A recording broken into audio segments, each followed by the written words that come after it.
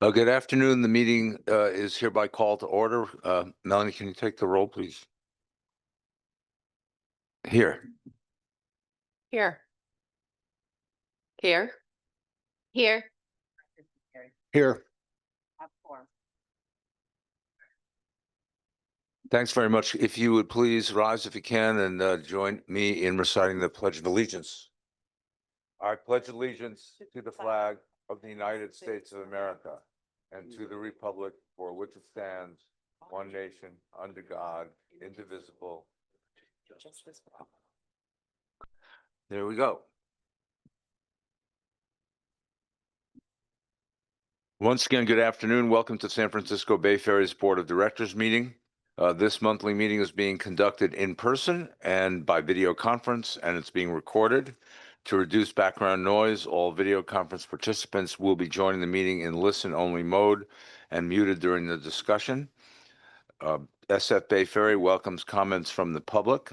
A public comment period will be set aside after each discussion period and will be accepted in person as well as by video conference.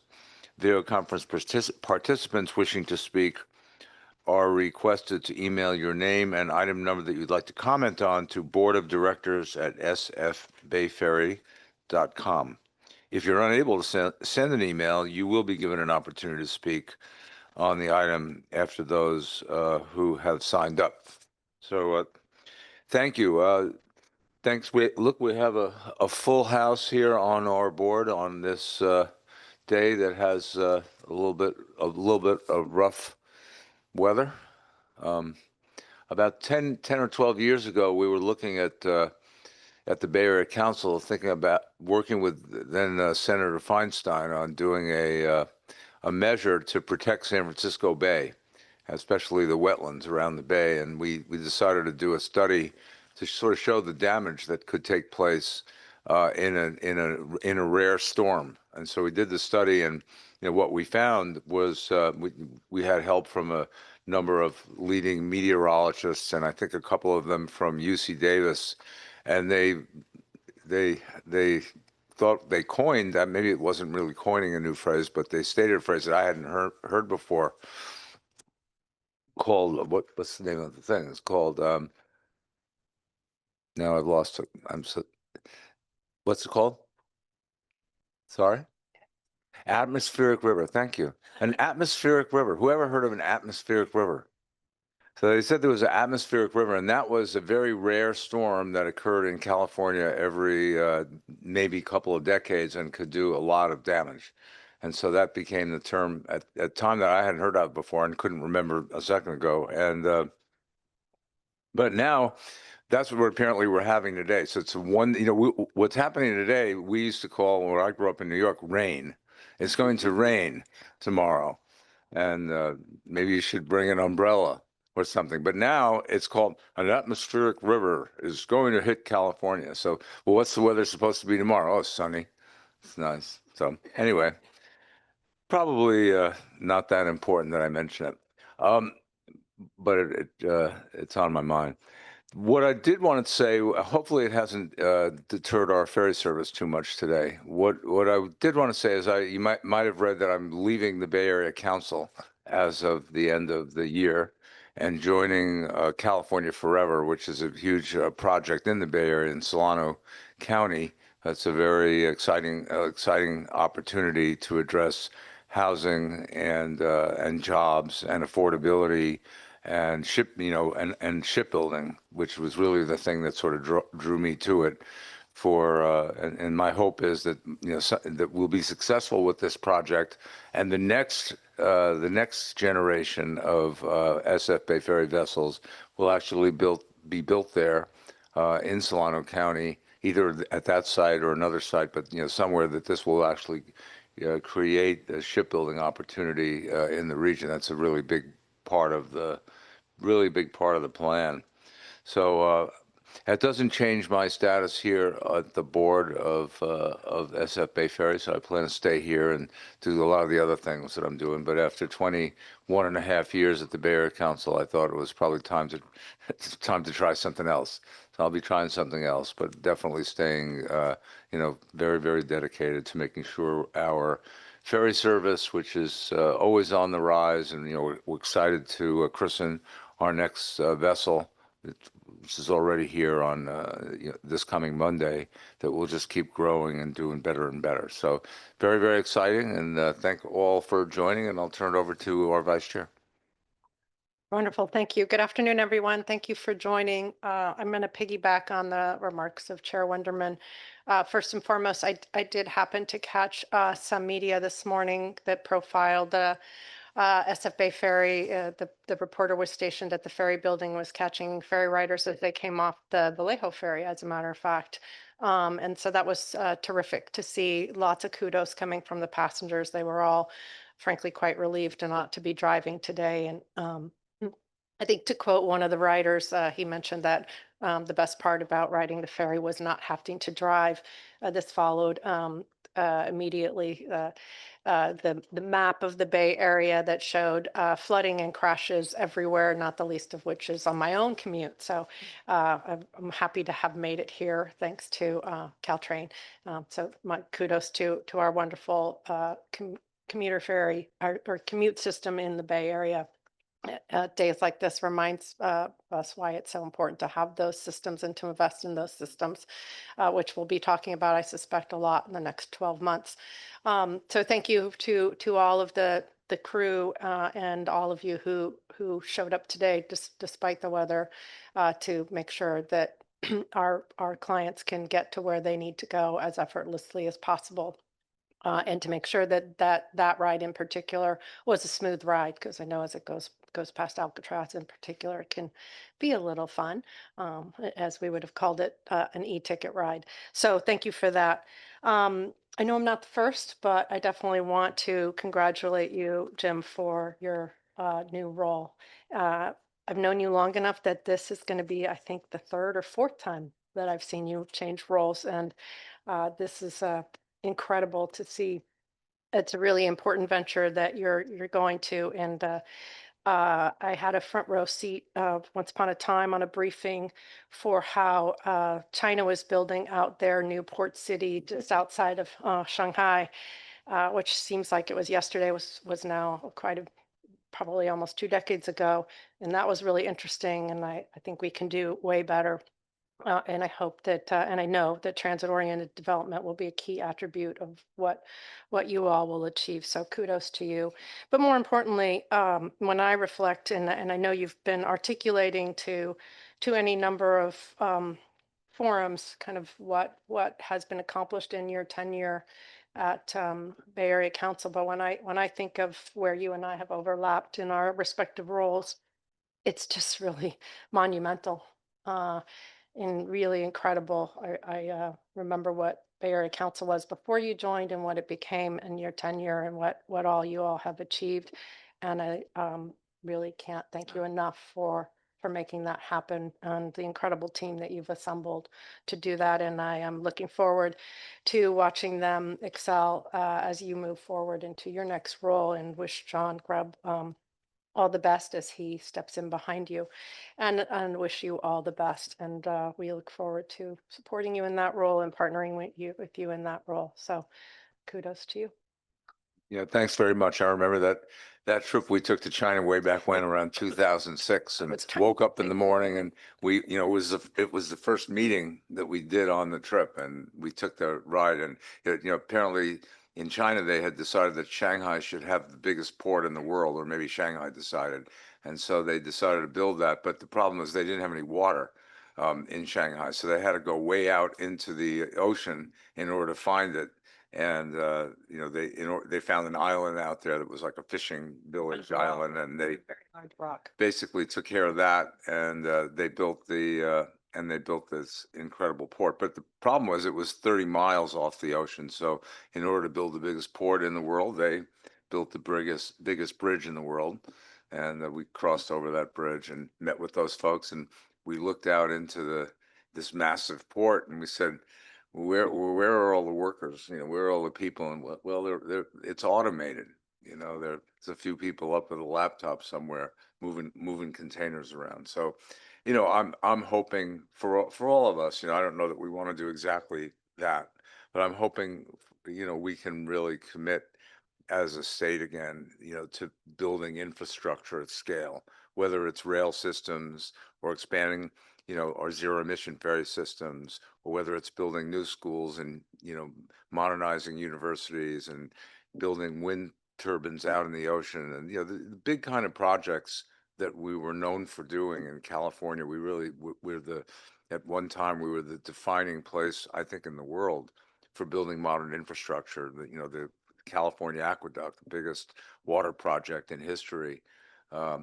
And it's hard to conceive us doing that these days. And so this project I'm working on, I think California Forever is really designed, is part of this new movement called Abundance, I think, if you want to call it that, after the book, to say, it's time we got back to doing stuff again and building smartly. I think we've learned a lot about how to build without destroying things as you go.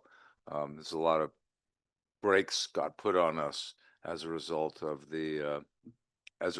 doing things wrong.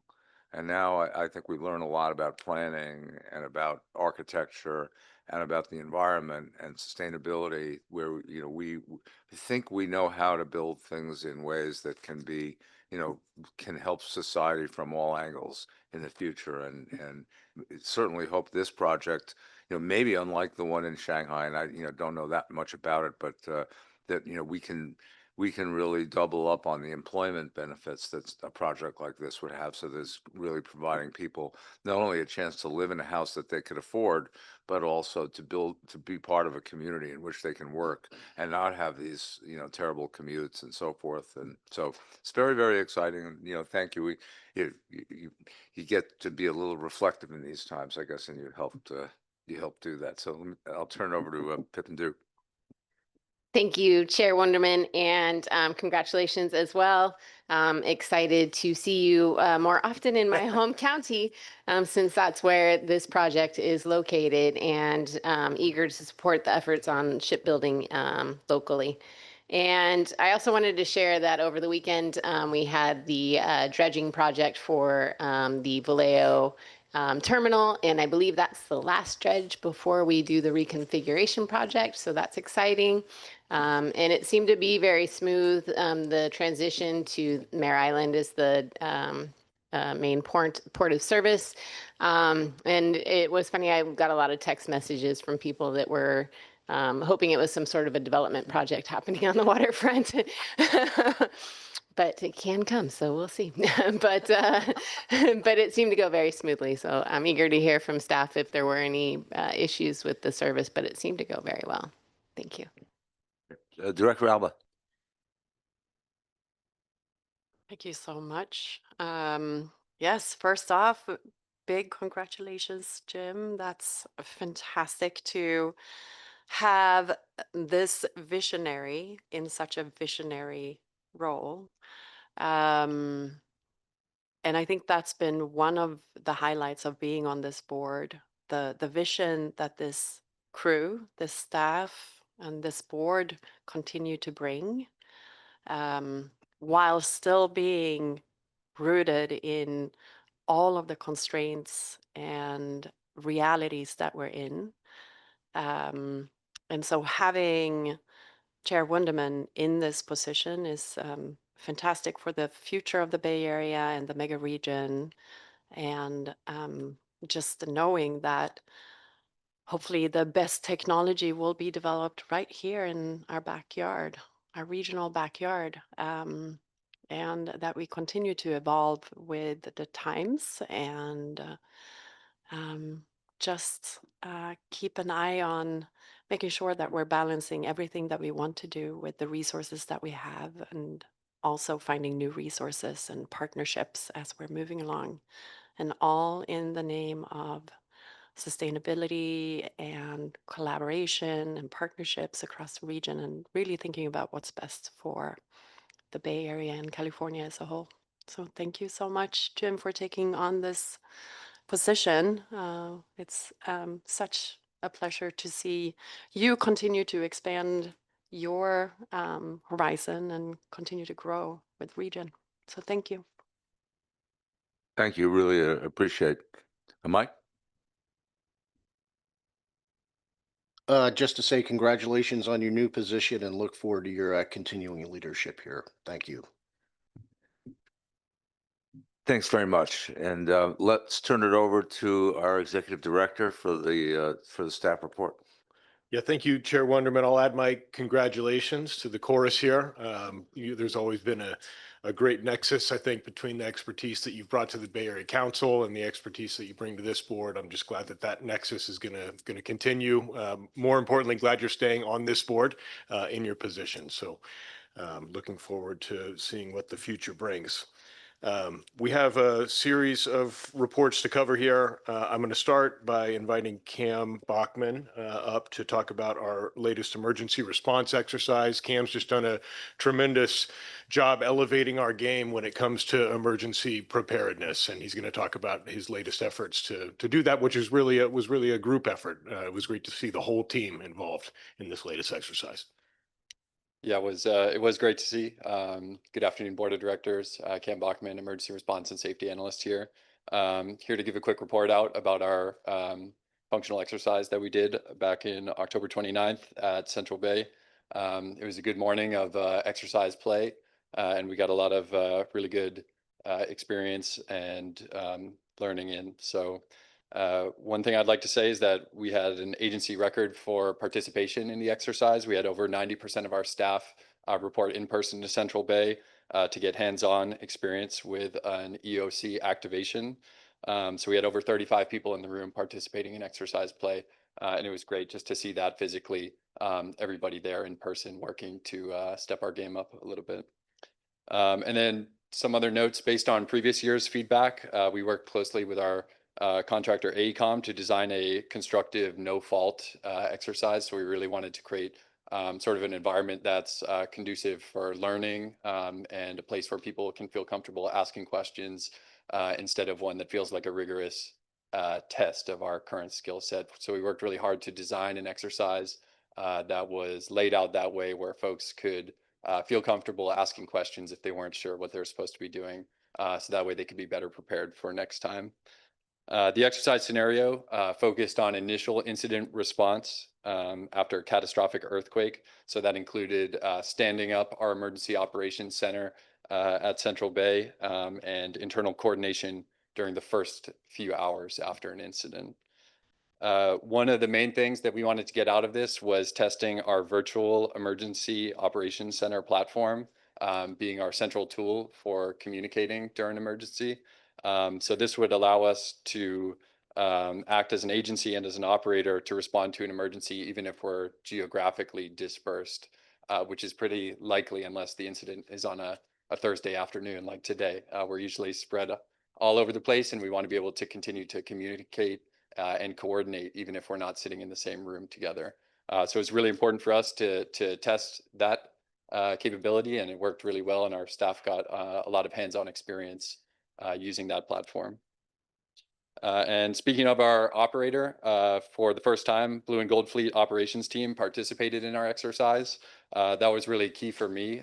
This being my first exercise that I really helped put together, I wanted to make sure that our operator was tied in from the beginning to the end, because we're not going to be able to do emergency response service without them running the boats and running the service. So they were plugged in for the duration of the exercise, and they got to be more familiar with our EOC structure and our communications protocols. As the exercise concluded, and I've been doing some debriefs with staff, we've gotten good feedback saying that the exercise was appropriately paced, practical, and was effective as a learning experience for everybody. The next steps are developing an after-action report to formally document feedback and plan next steps for follow-up. That will explicitly highlight areas of improvement that we sort of have been fleshing out as an agency going through the hot wash and the debriefs now. And we're going to take those areas of improvement and try to work them into our updates for our emergency operations plan and our emergency response plan that we plan to update and revise next year. And that'll give our team more clarity on their roles and responsibilities and give them even more clear instructions on what they should do during an activation. So that's it. Overall, the exercise, I think, was a pretty big success and gave our team good experience and good practice standing up our EOC. Excellent, thank you. Any questions from the board? I have one general kind of question. And so let's just in an earthquake-like scenario, if we had a major earthquake in some part of the bay, Mhm.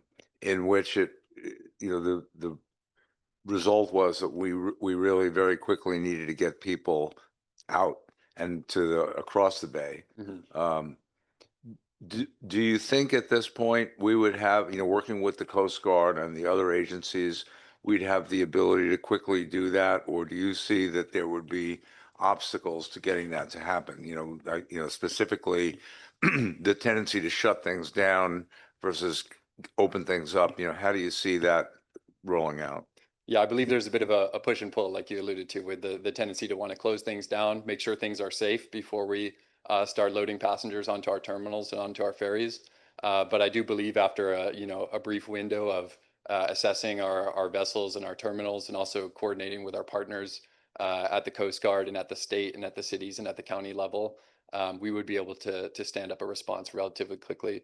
Our facilities, especially our newer facilities, have been built to pretty high seismic standards. So they should be functional and should sustain only minor damage, and should be operational even under the highest level of earthquake that we could expect. So I think, given a short window to assess and then coordinate with our partners, we should and we will be able to respond relatively quickly. Well, I hope we don't need to find out anytime soon, but I think that's why you're here, is to, make sure that when something does happen, we are prepared for it. So, we appreciate the work that you're putting into this, and thanks for being here. Yeah. You take it away, Seamus. Yeah, I'll just add that I think this exercise was the best example. They keep getting better, but this exercise was the best example of real world in real time. How might things unfold? And the organizers of the exercise, Cam and his consultants, really did a good job throwing monkey wrenches into the plan.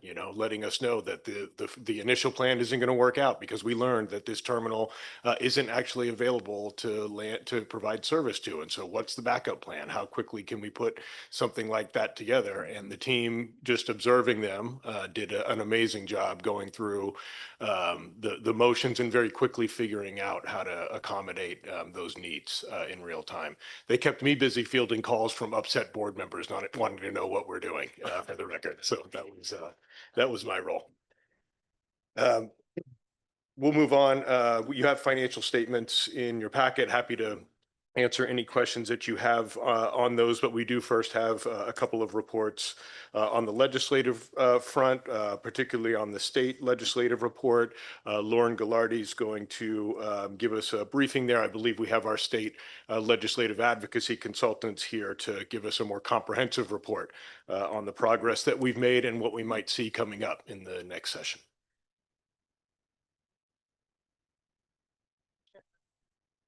You just turned it off. Thanks. I think it's on. Okay. Afternoon, Chair Winderman, board members. Lauren Gallardi, Manager of Government and Regulatory Affairs. Today, we're lucky to have our representatives, our state representatives, here in person to provide a verbal report for you to supplement the written report in your agenda. And I will just introduce them now. Matt Robinson, as well as Michael Pimentel from Shaw, Yoder, Antwi, and Lang. Oh, no, I will just say SYASL. It's a little bit easier. Way easier. Way easier. Thank you, Lauren. Thank you, Mr. Chair and members, for having us here today. Appreciate the opportunity. I did struggle to get down the 80 corridor this morning, and I wish I was on a boat. It felt like it, though, I will say that. My name is Matt Robinson, as Lauren said. I'm joined by my business partner, Michael Pimentel, back here. We are part of your state lobbying team or legislative advocacy team in Sacramento. There are others that did not swim upstream to get here today and are back home. I wanted to just sort of put us in place and time as where we're at in the session. We concluded in the middle of September. The governor had until October 13th to take action on about 800 bills that were sent to his desk in the final weeks of session. We had a lot of pieces of legislation that we were involved in for SF Bay Ferry this year. I will come back to those in just a second. Right now, we're in a bit of a lull. Members of the legislature are actively looking at what they want to do in the second year of the session in 2026. Members have I think, a harder time this session because both leaders in the Assembly and in the Senate decided to cap everyone at 35 bills. And so they really have to think hard about what they want to carry in their legislative package. We've seen, I think, less what are referred to as spot bills be introduced when some members would have, 50 or 60 bills in their portfolio over the 2-year session. So it's actually been quite nice getting them to really focus on what those priorities are going to be. They come back on the 5th of January to start the second year of the 2-year session. Right after they come back, Governor Newsom will release his budget on the 10th of January, on or about the 10th of January. That's what I always like to say. Sometimes it comes early, sometimes not. And Michael will talk a little bit about what we are looking forward to in that budget as we get into that in 2026. But first, just to echo a few of the successes which you guys have been hearing about throughout this year from Lauren and from Seamus and the team.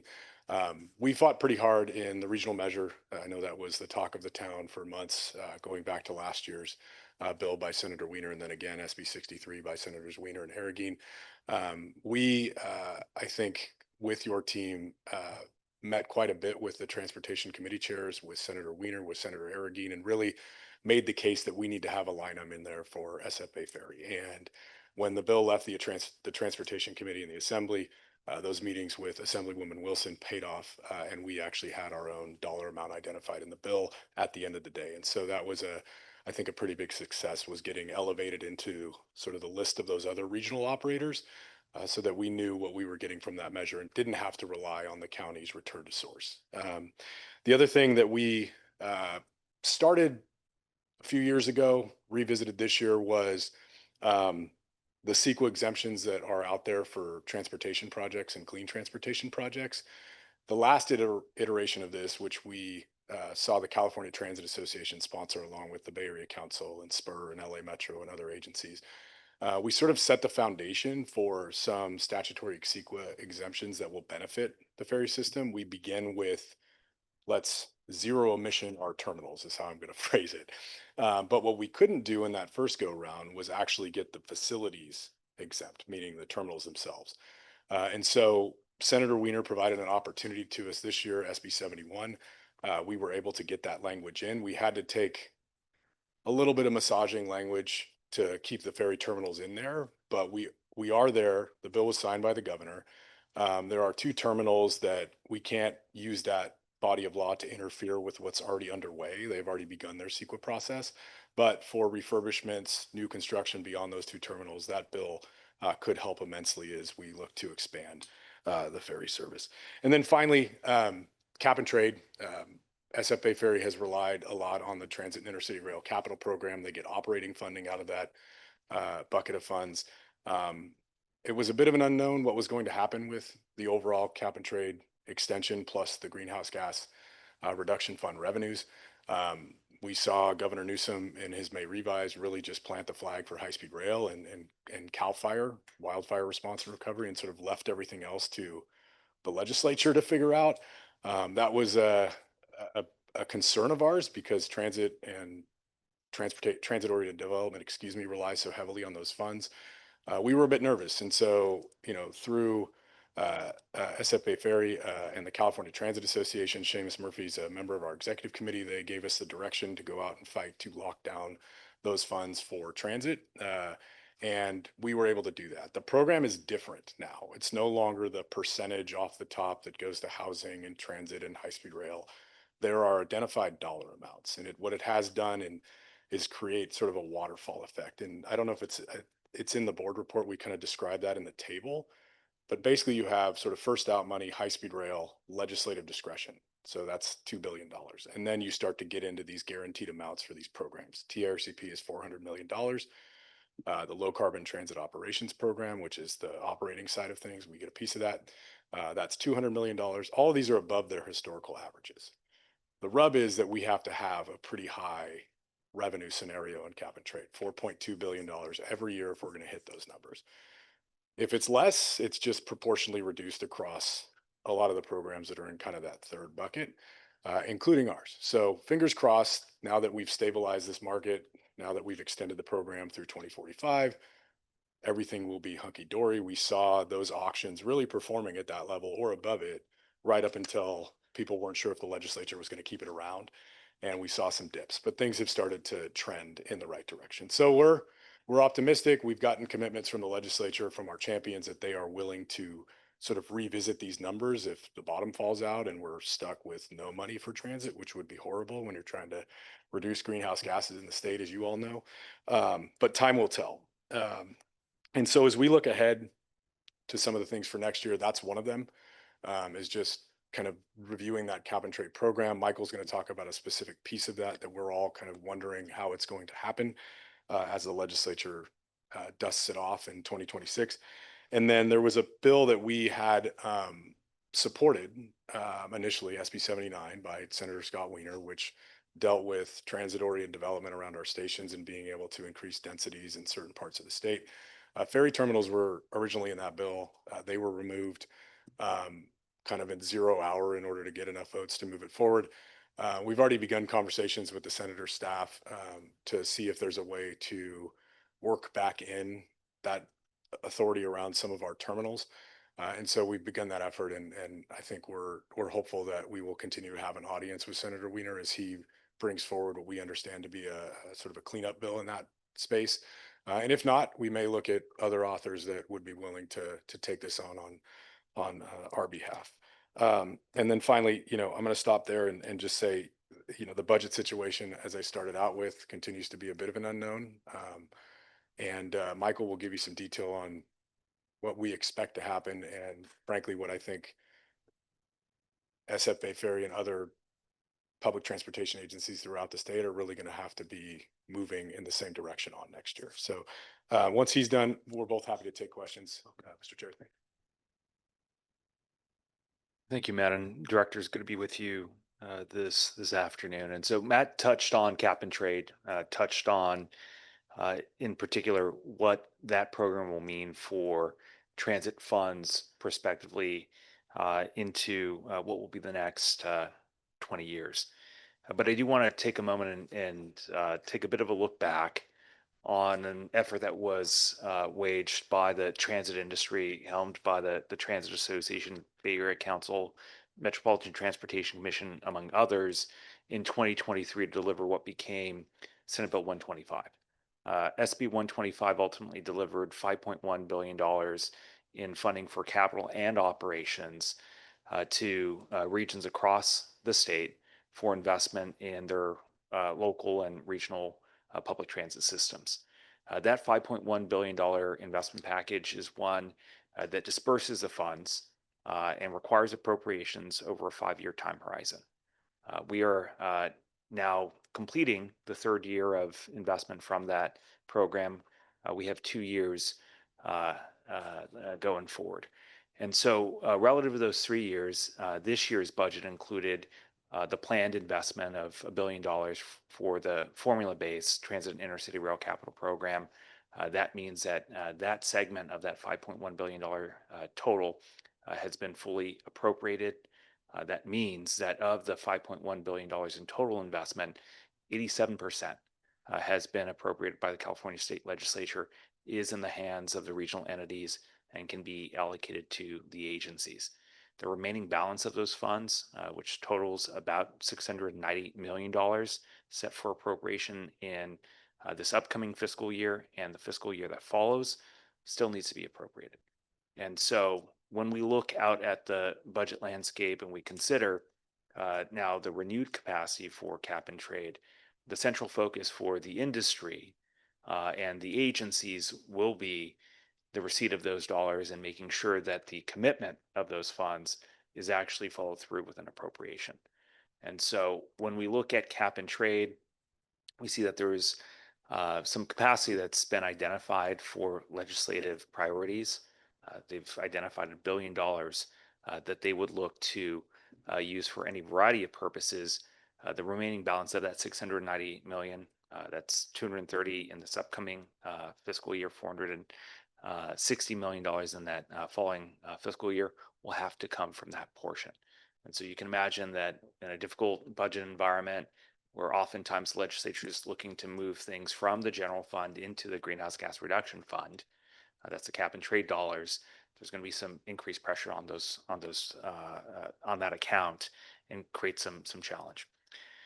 Now, included within the cap and trade package that Matt acknowledged, and speaking to some of that potential draw on that discretionary investment for the legislature, is an already identified $125 million for transit passes in this upcoming fiscal year. At this stage, we do not yet know, because there's no statutory structure for it, and there have been no details provided by legislative leadership, how those monies will flow.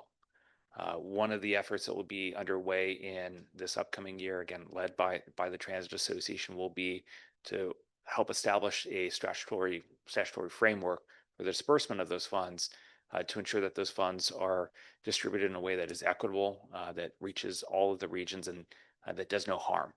Meaning that we don't want to see existing agreements eroded. We want to make sure that these are monies that are truly additive and are helping to move the interest of making transit a little bit more equitable, something that is real.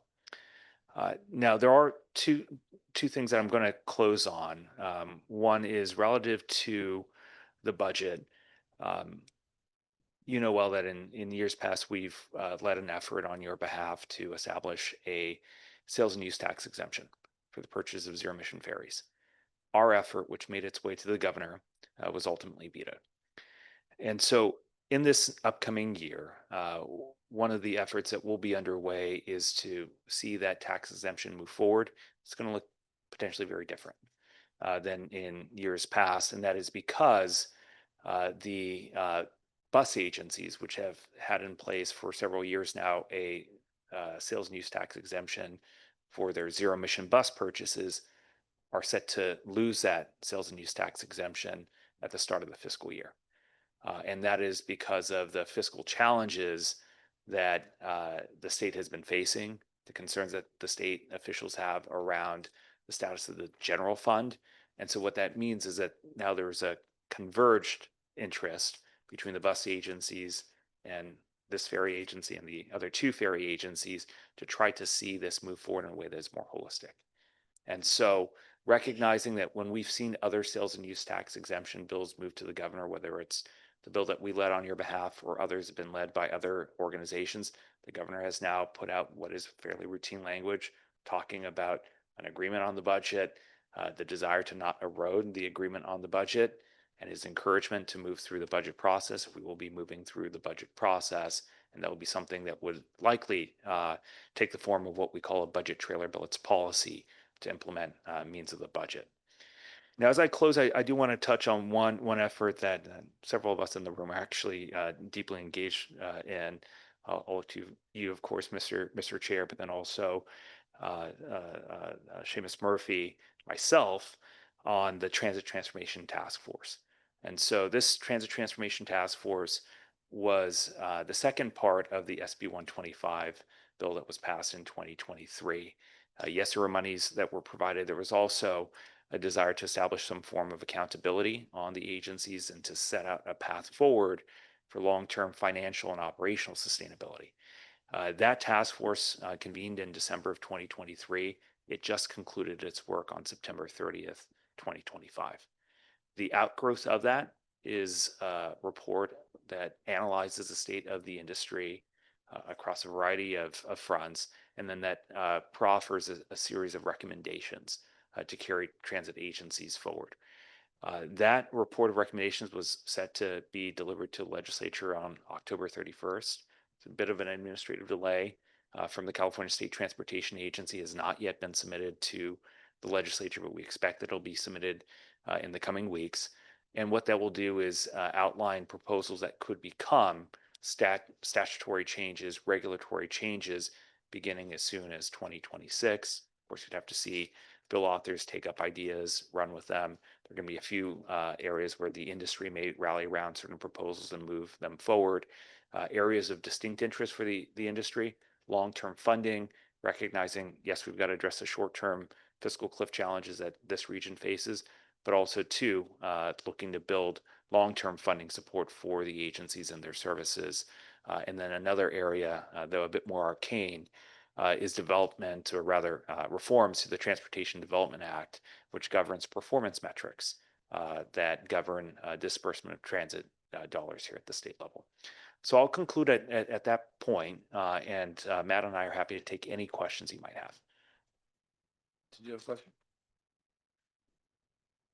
Well, thank you for the comprehensive report. There's a lot's gone on and a lot's going on. I had a couple of questions, thoughts. On the question front, on SB 79.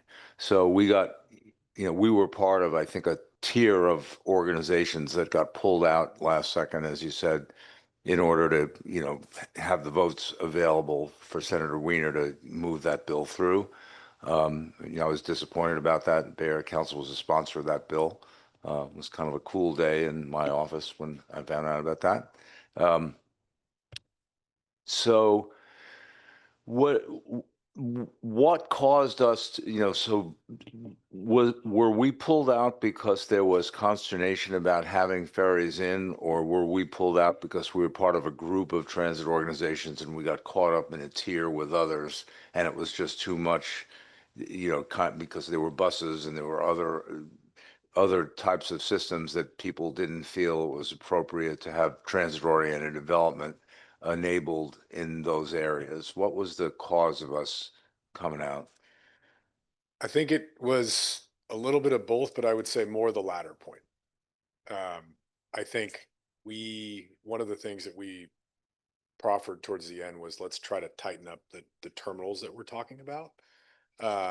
Because I think there were folks across the Bay that were nervous that, their communities might be subject to that. But I think it was absolutely 85% the openness of some of the other modes that were included in tier 3. Yeah. So I would comment that, I wasn't just disappointed because ferries got pulled out. I was disappointed because I believe that how we're able to develop terminals, or how we're able to develop around facilities, or how we're able to plan for future facilities and be able to achieve, whether it's housing density or job density or mixed use or whatever it is, having that waterfront development is going to be key, and is a core competency of what we're trying to offer the region here. And if we are, if cities or if there's serious restriction on us from being able to have these developments take place, then either the ferry terminals are isolated and we don't have the ridership, or we don't build them because it doesn't really make sense. It just doesn't pencil to be able to do these projects. So I guess my hope is that we could figure out a way, and understand the politics of coming back, and not just thinking about it as, well, they took it out and so we're going to try to get it back in, which I would find acceptable, but moreover to create a dynamic where this becomes a desirable element for the future of the region. And people are talking, and there's advocacy and coordination and organization and coalition building around the notion that we can have a vibrant ferry system that actually serves new communities, and those new communities can be facilitated by having that waterfront transportation, which people really like. I don't think I ever hear anyone saying anything but very positive things about the service that we provide. People are, gung ho about it. So anyway, if there's a way to do that, and there's some work we need to do on this end at the staff level to facilitate, that kind of legislation, because if you just go in and you try to find an author and somebody's sort of willing to do it, and then it gets up in it's going to get caught up in the normal morass of things. And then, the loudest voices are often the ones who say, have the best reasons as why not to do something. Then, we might be, we're now isolated because the others, the train systems got it. So I don't have to worry about it anymore, and everybody's celebrating that, but we didn't get it. And so now we're kind of on our own. And I think those other systems that got pulled out, they're not likely to be as gung ho as we are about this. So I think there's a special case for ferries here. But it's, because we're on our own, we're going to have to fight for it on our own. I would like to, consider how we go about that. To the other point on the gung ho-ness of the public around our service and the value of water transit and the ferry system, given in your discussion around SB 125 and the current state of affairs around the budget and SB 63, which is, not something in our control. So we're going to go with a regional operations measure now, which we're going to fight really hard to pass. And if we win, we don't get much. It's not enough to sustain us well into the future or anything like that. It's a nice pat on the back for an organization like this one, but it doesn't get us past a future financial, problem that's coming sooner than we thought. So I was wondering if there was might be an opportunity, given that we have a very popular service. And there is, the legislature there seems to be willingness by the governor, and there seems to be some willingness by the legislature to opportune elections to take place. Would it be possible to sort of give this board the ability, to put certain kinds of measures on specifically funding measures on the ballot so that we could go separately from other agencies, because this one is going to happen now. So they're not going to go back anytime soon for this broad, for BART, Muni, AC Transit, and Caltrain. They're not coming back. Well, maybe they will, but they might not. And then we're going to be alone again, right? And then our clock starts ticking. So what do you think is the political potential of that? The BART board has it's an elected board. This one's not. They have the authority to put a bond measure on the ballot. They've done that in the past. They don't do it too often. But, could we be given that authority? And is it feasible that we could, get that in a bill? So I would answer that by saying, I think we would want to talk to you and staff about the governing statutes that are currently in place for SFA Fair WETA. But it happens all the time in Sacramento. We've run a number of these bills for agencies that want to go to the voters, and they're not directly elected, they're appointed boards. And I think it's just having the conversations early and trying to understand where the pitfalls are. We have some really good policy committees in the legislature that are great at advising us on when you're kind of towing that line versus when there is clear authority or there is precedent for this. And once you can sort of dial in the appropriateness of it, I think the rest of it is not that hard of a list to move those through. It's just, I will say that with the administration this year, more questions were asked about like the need. And so we have, I think, a defensible argument as to why we need the funding. You want to make sure that we're looking out for what else is existing in the counties that you would be essentially, or maybe the cities you would be extracting whatever that revenue mechanism is from. You're all aware of local caps on tax limits. So those are just things we have to look out for. But I think sitting down with council and with Seamus and the team and just trying to better understand, like, what do we have in front of us and how can we mold it to what you said, Mr. Chair. The measure I mentioned earlier that we ran in 2016 and got at that time a 70% vote, to invest in bay restoration projects. That's a $12 per property parcel tax throughout the 9-county Bay Area. So although we probably wouldn't be in 9 counties, that raised $500 million. Right. And so that might not be that, material to a lot of these agencies, but it would be to us. Yeah. And, the public was very favorable toward it. And, I think at a certain level my guess is would probably vote for it. if they had the opportunity. So, maybe something we can kind of look into. Maybe we could do some polling. And, one of the things that the elected officials might want to see is if we were to do something like that, is it politically viable with the voters? It's not something we necessarily need to do next year, or, but to have that capacity, the nature of this agency was to be expansive. We didn't create this organization to just, run some lines and run some ferries and put a cake plate on it. This is a growing concern, but in order to be a growing concern, you have to have growing financial resources. We know this, and we've measured it. So we know what our needs are likely to be out into the future. We can make that case. And then, if we could make it to voters, it would be great not to have to go to the legislature and say, well, we want to do this, and then have to negotiate that with, 26 other agencies and a bunch of other folks, let's just agree we want to have a great ferry system in the Bay Area and give the voters the opportunity to have it. So Yeah. I'll leave it at that. Absolutely. Happy to help.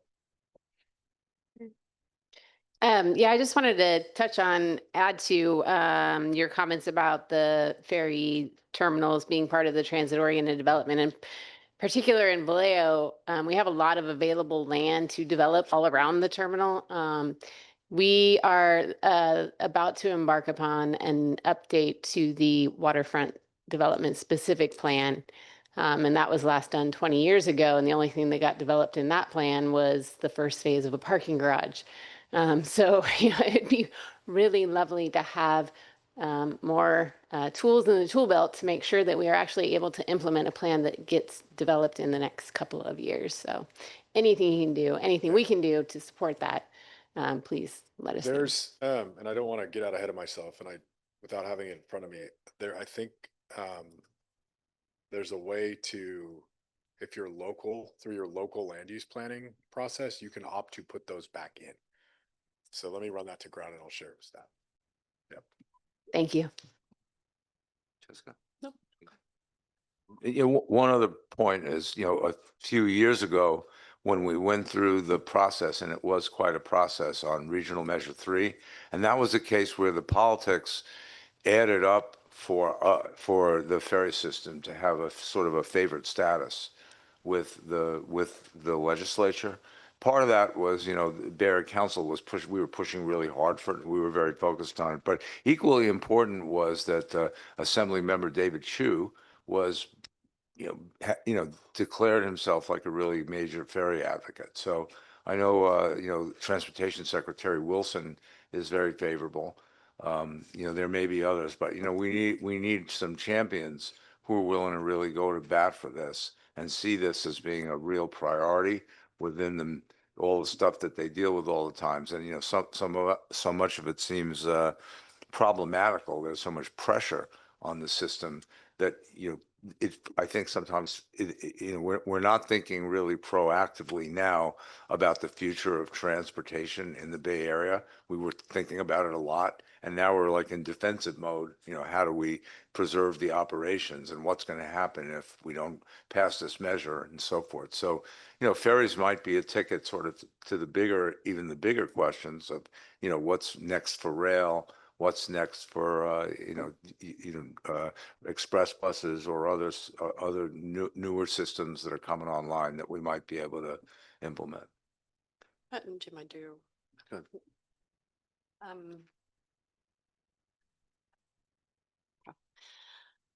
I really appreciate your feedback here. I think one of the reasons, and it may not have been accurate, but I thought it had to do with frequency too, that our ferries are not running frequently enough for it to automatically fit into the model that was chosen.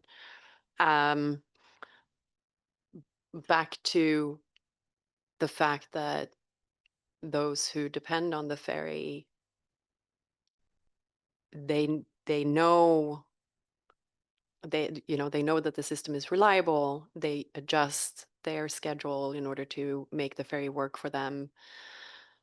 As we're moving into smaller vessels potentially in the future, we can increase frequency as well. And so I really appreciate that you're hammering this home, that reliable ferry terminal is definitely a transit-oriented development opportunity. And the smaller the vessels, the more frequent the service, the higher the likelihood of us getting the funding. But in the meantime, let's make sure that it's being recognized as an opportunity. Thank you. Any other comments, questions from the board? Well, thank you for your work and the presentation. It's very helpful. Thank you, Mr. Chair. Good luck. Thanks, folks.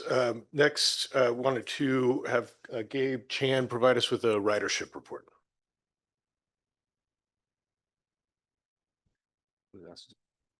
Good afternoon, Board of Directors. Gabriel Chan, Transportation Planner here at WETA. So in your packet, you have the report for this month. It covers ridership data for October. Of note, this month we had a little bit of a dip in ridership compared to last month and compared to October of last year. And that's partly because of some of the inclement weather we experienced, but also because we had the reduced Fleet Week activities this year in October. Normally, October is a very big event weekend month for us. And so we just didn't see that quite materialize in the same way this year. All that being said, we're still doing very well in terms of our commute ridership. That was up compared to October of last year by almost 20%. And then we had about 85% of our pre-pandemic ridership in October. So still on track, still doing very well compared to our 2019 numbers. And we'll continue to monitor as we see kind of our seasonal dip come in the November, December, January timeframe. Happy to take any questions. Thank you. So if we gained it on the commute side, then we sacrificed it on the weekend side, I guess. Yeah, so it was essentially flat compared to last year, yeah. Mhm. And Chair Wonderman, we do have our winter promotions kicking in, so we're hoping that that makes a dent in that normal loss of recreational ridership that we experience in the winter. We're constantly strategizing about how best to do that. I think we have some good ones that'll be meaningful for folks over the winter. We have a reliability report in your packet. Nothing really to report on reliability. Continues to be good. We are operating well despite the upcoming weather. We don't expect any issues, but we'll keep you updated if there are any. We have a quarterly capital program update that Gary Griggs is going to provide us. Thank you, Seamus. Chair Wendeman, Vice Chair Moyer, Directors, Gary Griggs, Chief Capital Program Officer. We have in your packet the quarterly report, and I would like to talk briefly about some aspects of the report. I'd like to start out by acknowledging the capital program team and the entire SF Bay Ferry organization in allowing us to see the great progress that we're seeing on the capital program. And especially acknowledge you, the board, for the leadership and direction and support that you're giving us. Next slide, please. A quick summary of the performance to date. As you know, we're making great headway in terms of the battery electric vessels, and those are proceeding into construction. I show down in the right-hand corner there one of the shipyards in which we will be building the vessels, where we have the aluminum ready for fabrication of the hulls. We're starting work also on the Hydrus conversions, so we'll be converting our Hydrus class over to battery electric as well. So we're heading with that. You're well aware of the work that's been taking place on the universal charging floats. We're getting ready to award and proceed with those. And then we've also, the technical team is to develop what we call the float mounted charging system.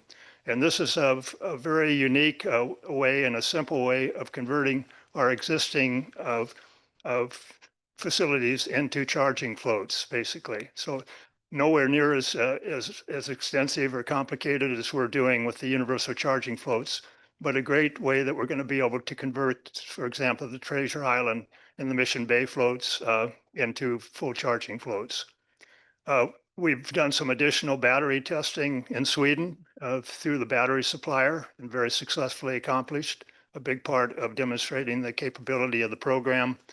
And then also, as Director Dew mentioned, we did accomplish the dredging, the Vallejo dredging over the weekend, trying to minimize interruption to the traveling public. The terminal electrification design and construction, a lot of work is going on there, and a lot of our attention in past meetings has been on the vessels and the floats because of the critical nature of those. I'd like to talk a little bit more about what we're doing on the terminal electrification side, because obviously as the vessels start arriving, we want to make sure that we've got the power coming in into the terminals to be able to charge those vessels. So we're making good headway on Treasure Island, getting ready to already ordered some of the advanced equipment for Treasure Island and completing the design of the Treasure Island landside, working very closely and cooperatively with the TIDA Development Authority. And then also Mission Bay, which is really under the leadership of the port, with us supporting the marine side of it.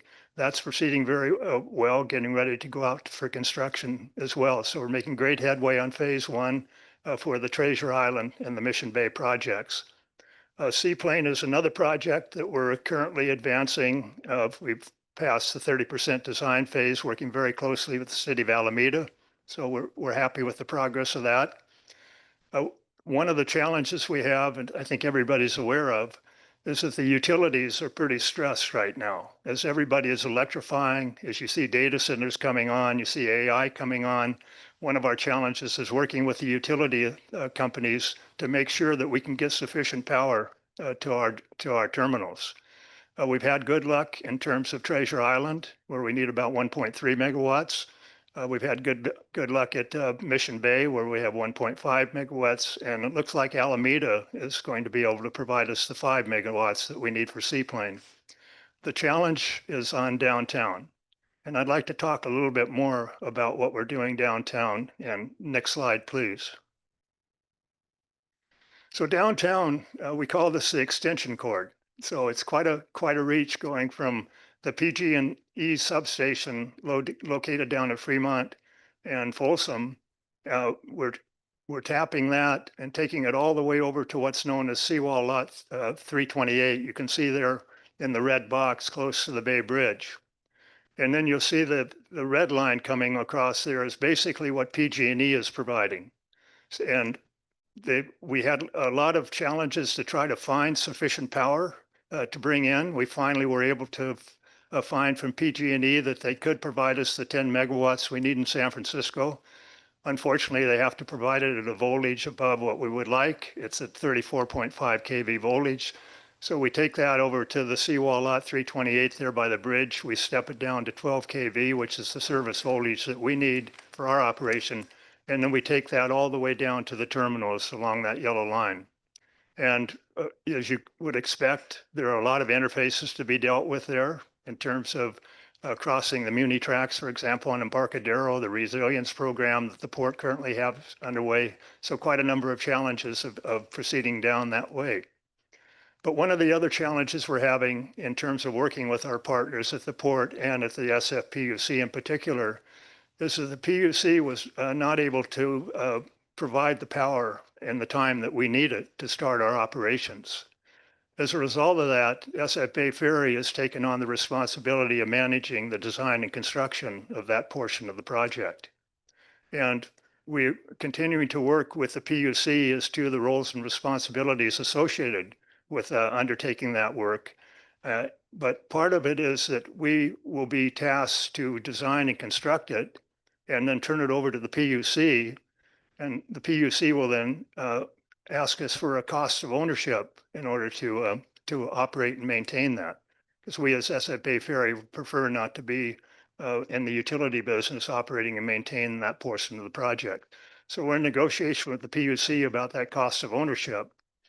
And then the other very important point, it applies to all of our terminals, it's what is the rate structure going to be for our ferry operation? And the PUC has quite a range of different rates they charge industrial clients, municipal clients, and about 10 years ago created a rate for shoreside. And that's a very favorable rate that we would like to also have access to. So the PUC is currently undertaking a 5-year study right now that they do to determine rates going forward. And we're sitting and participating with them in those discussions to ensure that we can get a rate that we can operate under in a feasible and financially viable way. But those are some of the challenges we're seeing on the various terminal electrification projects, and especially here on the downtown San Francisco project. Next slide, please. One other thing I wanted to talk about is we've seen from Washington quite a change in the purpose and justification of these types of projects. So as we have implemented this project very much under the premise of zero emissions and environmental stewardship and benefits, as we're seeing from Washington, they have a different perspective on it and concentrating more on cost effectiveness of what we're doing to ensure that as we make these conversions, that we're seeing cost benefits. So what we've been doing is monitoring those operations around the world that are currently battery electric operations to see what kind of operation and maintenance costs that they're experiencing. A lot of it is anecdotal right now because these operations are in very early stages, but we're looking at Stockholm, Sweden, Hong Kong, New Zealand, for example. And as you can see there on the slide, there's fairly significant savings that they're indicating that could be possible. So what we did our own pro forma analysis, making some fairly conservative assumptions, assuming that we would see a 26% reduction in fuel costs and a 32% reduction in O&M costs. And we did an analysis of a couple of our routes, in particular Seaplane and Harbor Bay. And you can see we went through that analysis comparing diesel vessels to battery electric vessels. And we saw that we anticipated an annual savings on over $1 million on those particular routes, for example. So that's another thing that I think we can definitely demonstrate that the purpose of this project is not only, in our minds, the environmental portion of it, but also that there are significant cost savings and benefits as we move forward. And that's very important to our funding partners now, especially the FTA and the EPA, in maintaining the grants and getting future grants from them. Next slide, please.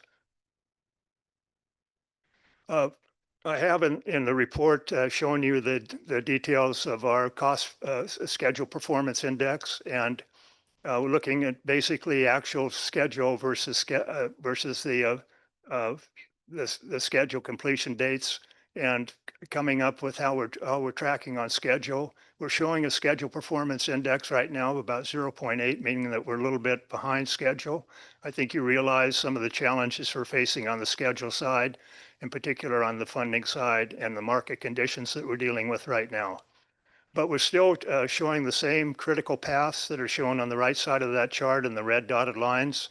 For phase one in the longer dotted lines, you'll see that it goes through the 150 vessels, 150 PAX vessels, and then goes on down to Mission Bay.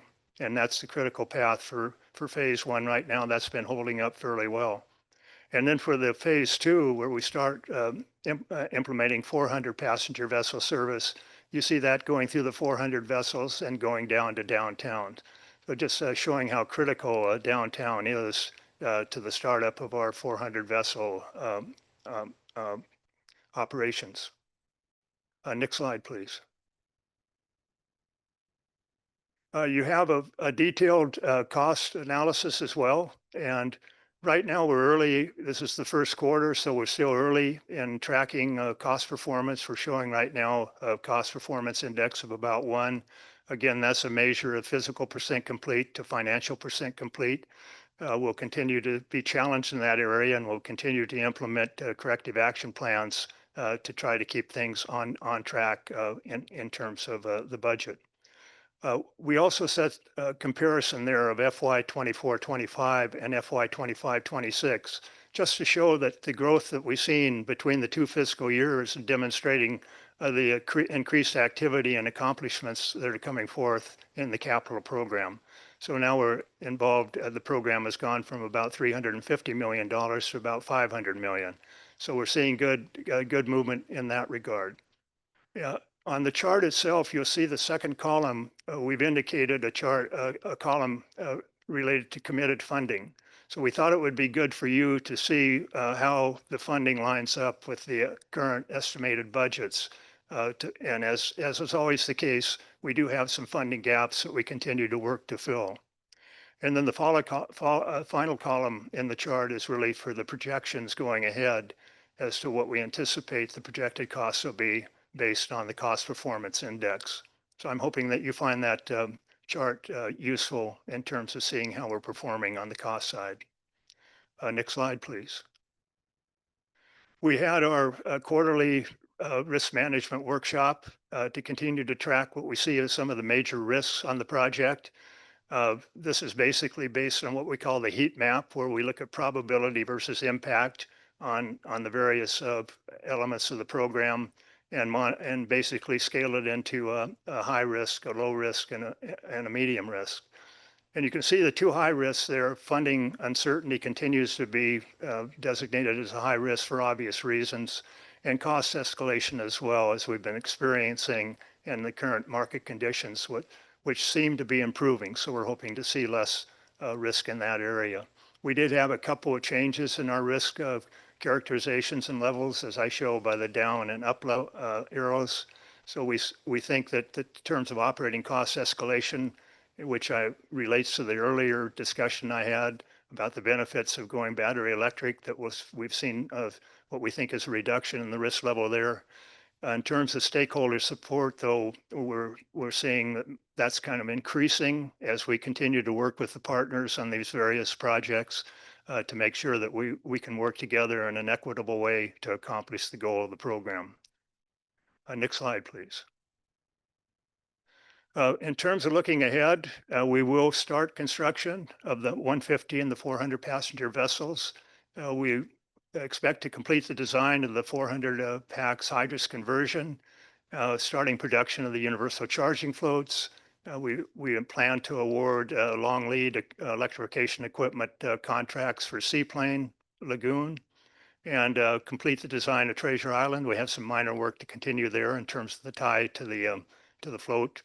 And then also the Seaplane Lagoon and the downtown San Francisco projects will be advancing those from 30% to 60%. We will continue to address aggressively the rate discussions we're having with the various utilities, again, to make sure that we can come up with rates that are sustainable and financially feasible for our operation. So with that, I'll complete the presentation and invite any questions that you might have. Yeah, thanks, Gary. When we had the meeting with SFPUC, we talked about, the potential opportunity to relocate the power closer to where it's needed, rather than have that rather long extension cord, as you called it. Is that still in conversation, or is it being looked at? Has it been ruled out? It is in conversation, although the feedback we've gotten from the port has been negative, that they're concerned, given the resilience program in particular, that equipment can be sited closer. We'll continue to look at it. We'd like to shorten that what's so-called back-a-meter portion of the project. But right now, it looks like we're kind of headed towards the same decision that was made a while back. Bureaucracy, maybe Monique, you can take them on, how they think at the port. They're not necessarily the most eager to change thinking, on the fly. But it does seem to me a risk to have to be moving power that far, besides just the cost of it. There's probably other risks involved. As I came here today, the power was out on the Embarcadero, right? And so it was causing all sorts of hiccups there. And, so it's just it seems like just a lot of avoidable risk if we could move power closer to use. Yeah. Yes, Chair Windeman, one thing to point out is that we'll continue to have that quote, long extension cord. It's just where the transformer and switchgear associated with it are located. So it would have to come on down at the higher voltage. Unless they let us build a small modular nuclear reactor right at the terminal. I don't know. That could take a while for the port to get comfy with too.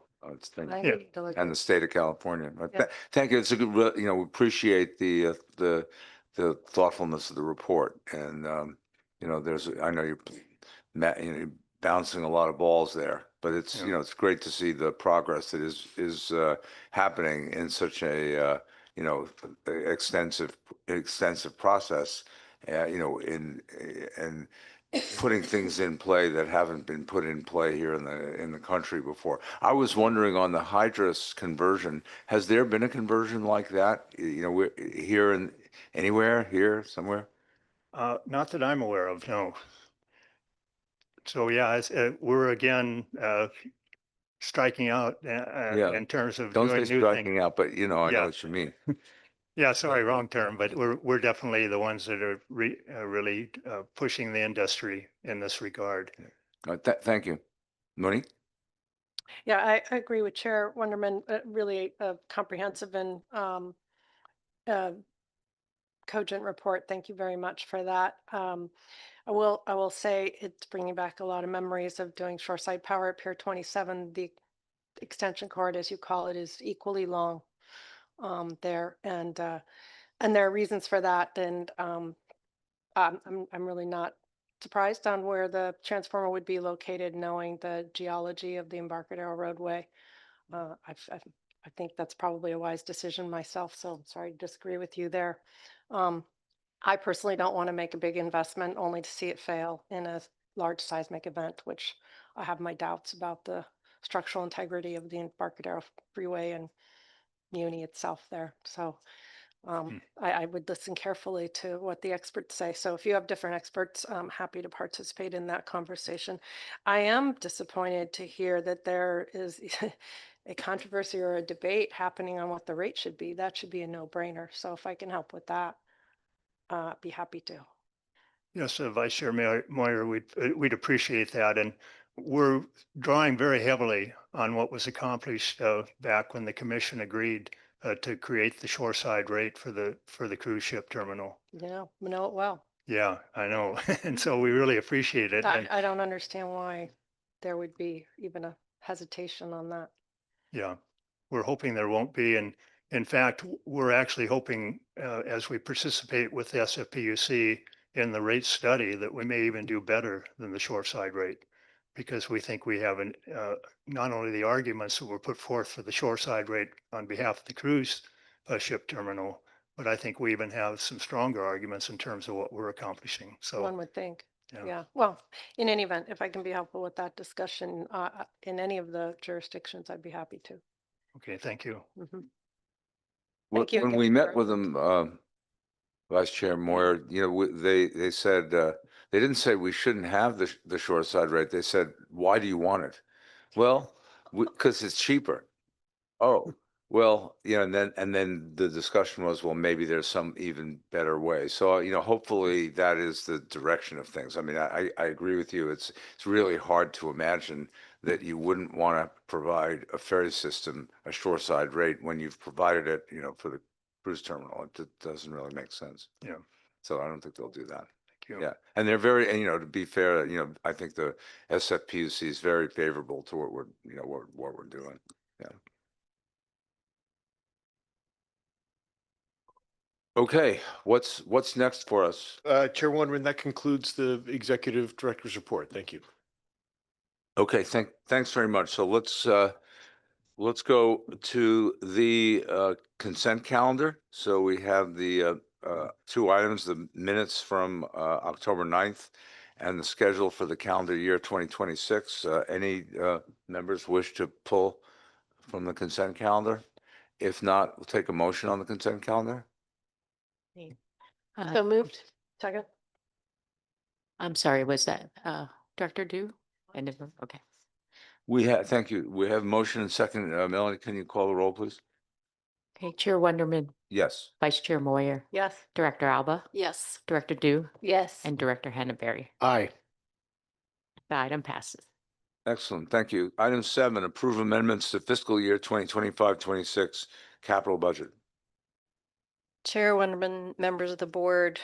This agenda, there's been a lot of discussion this morning about the REEF program and the exciting electrification efforts, but we're trying to also keep focus on our repair and replacement program, keeping all of our vessels and terminals in good working order. And so these are just smaller changes to the budget related to that, and really mostly due to timing and things going on within the program that just require these shifts.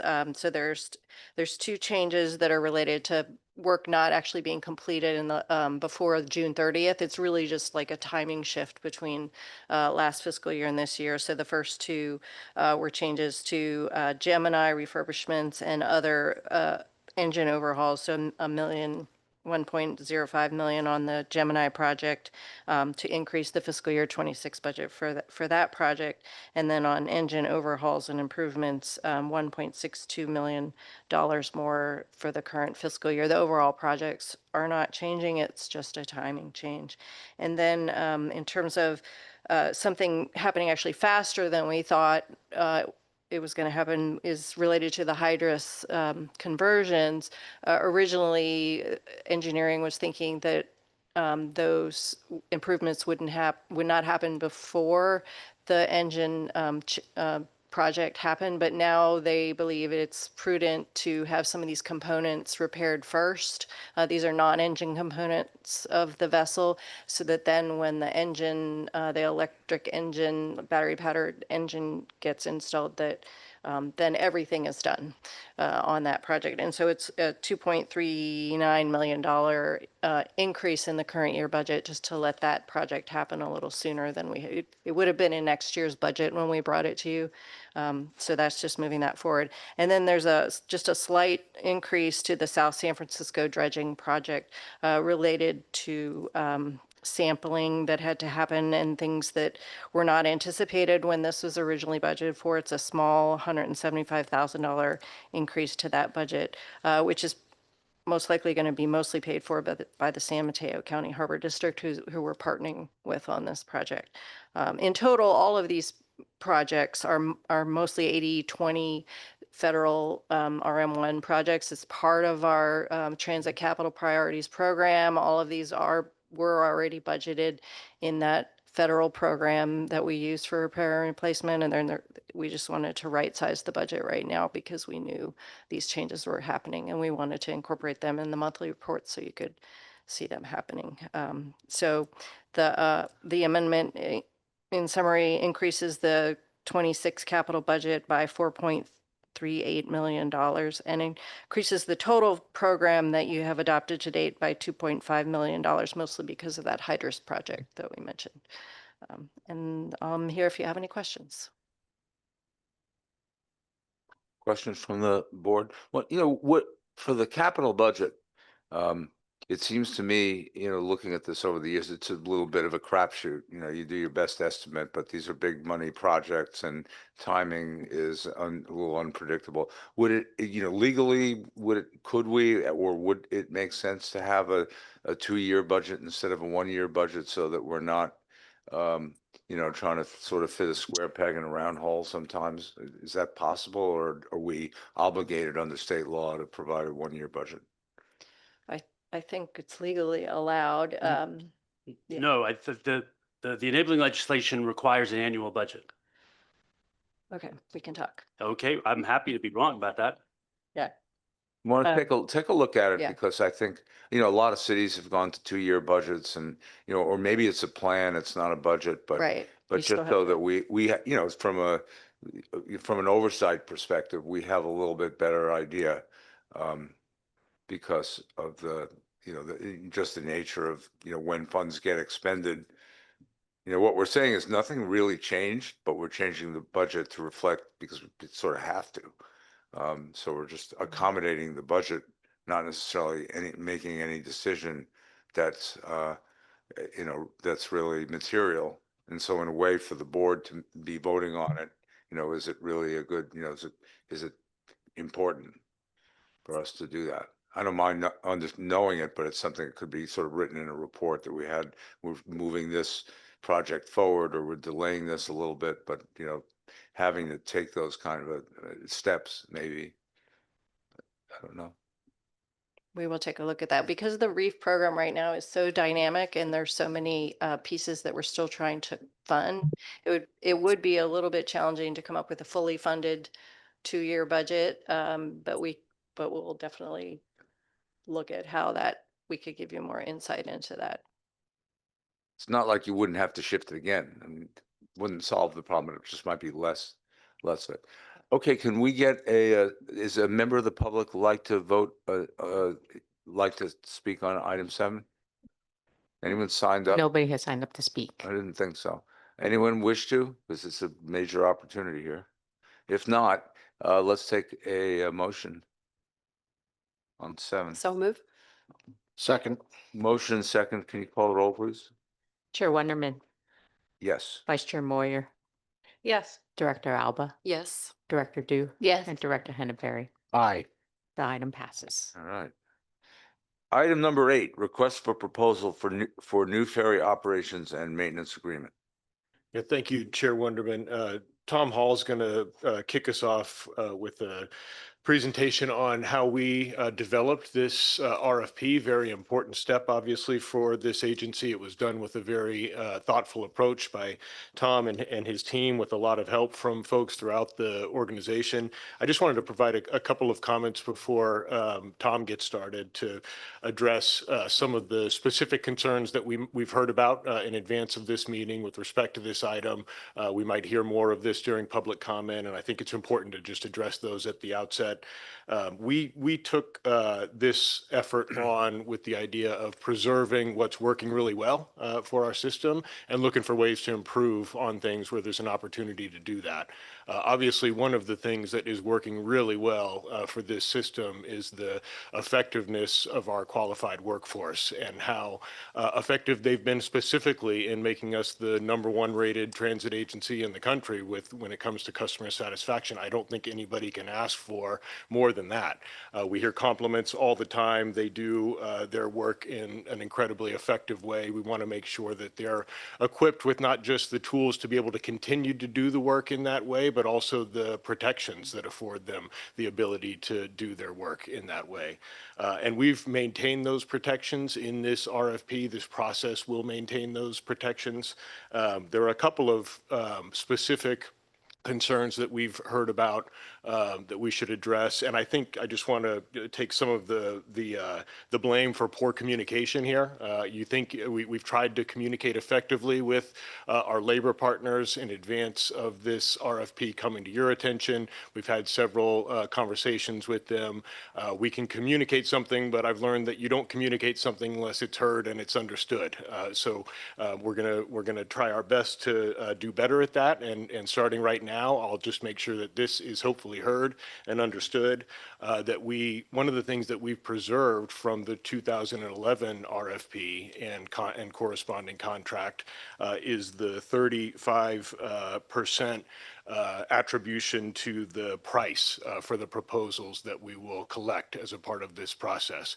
That was a good number in 2011 when we decided to use that number. It's a good number now to use. It's less than half of the corresponding technical and experience-related elements that will be evaluated, but it's very important to have price be something that we take into account when we make this decision. Maybe even more important than it was in 2011, because as we've talked about, and we just talked about it again at the beginning of this meeting, we have very critical fiscal sustainability issues that need to be addressed. We have some ballot measures that might help make those issues less important than they are, but those are coin flips, and we can't count on those issues flipping our way. So this is absolutely important that we maintain, in our opinion, a 35% price proposal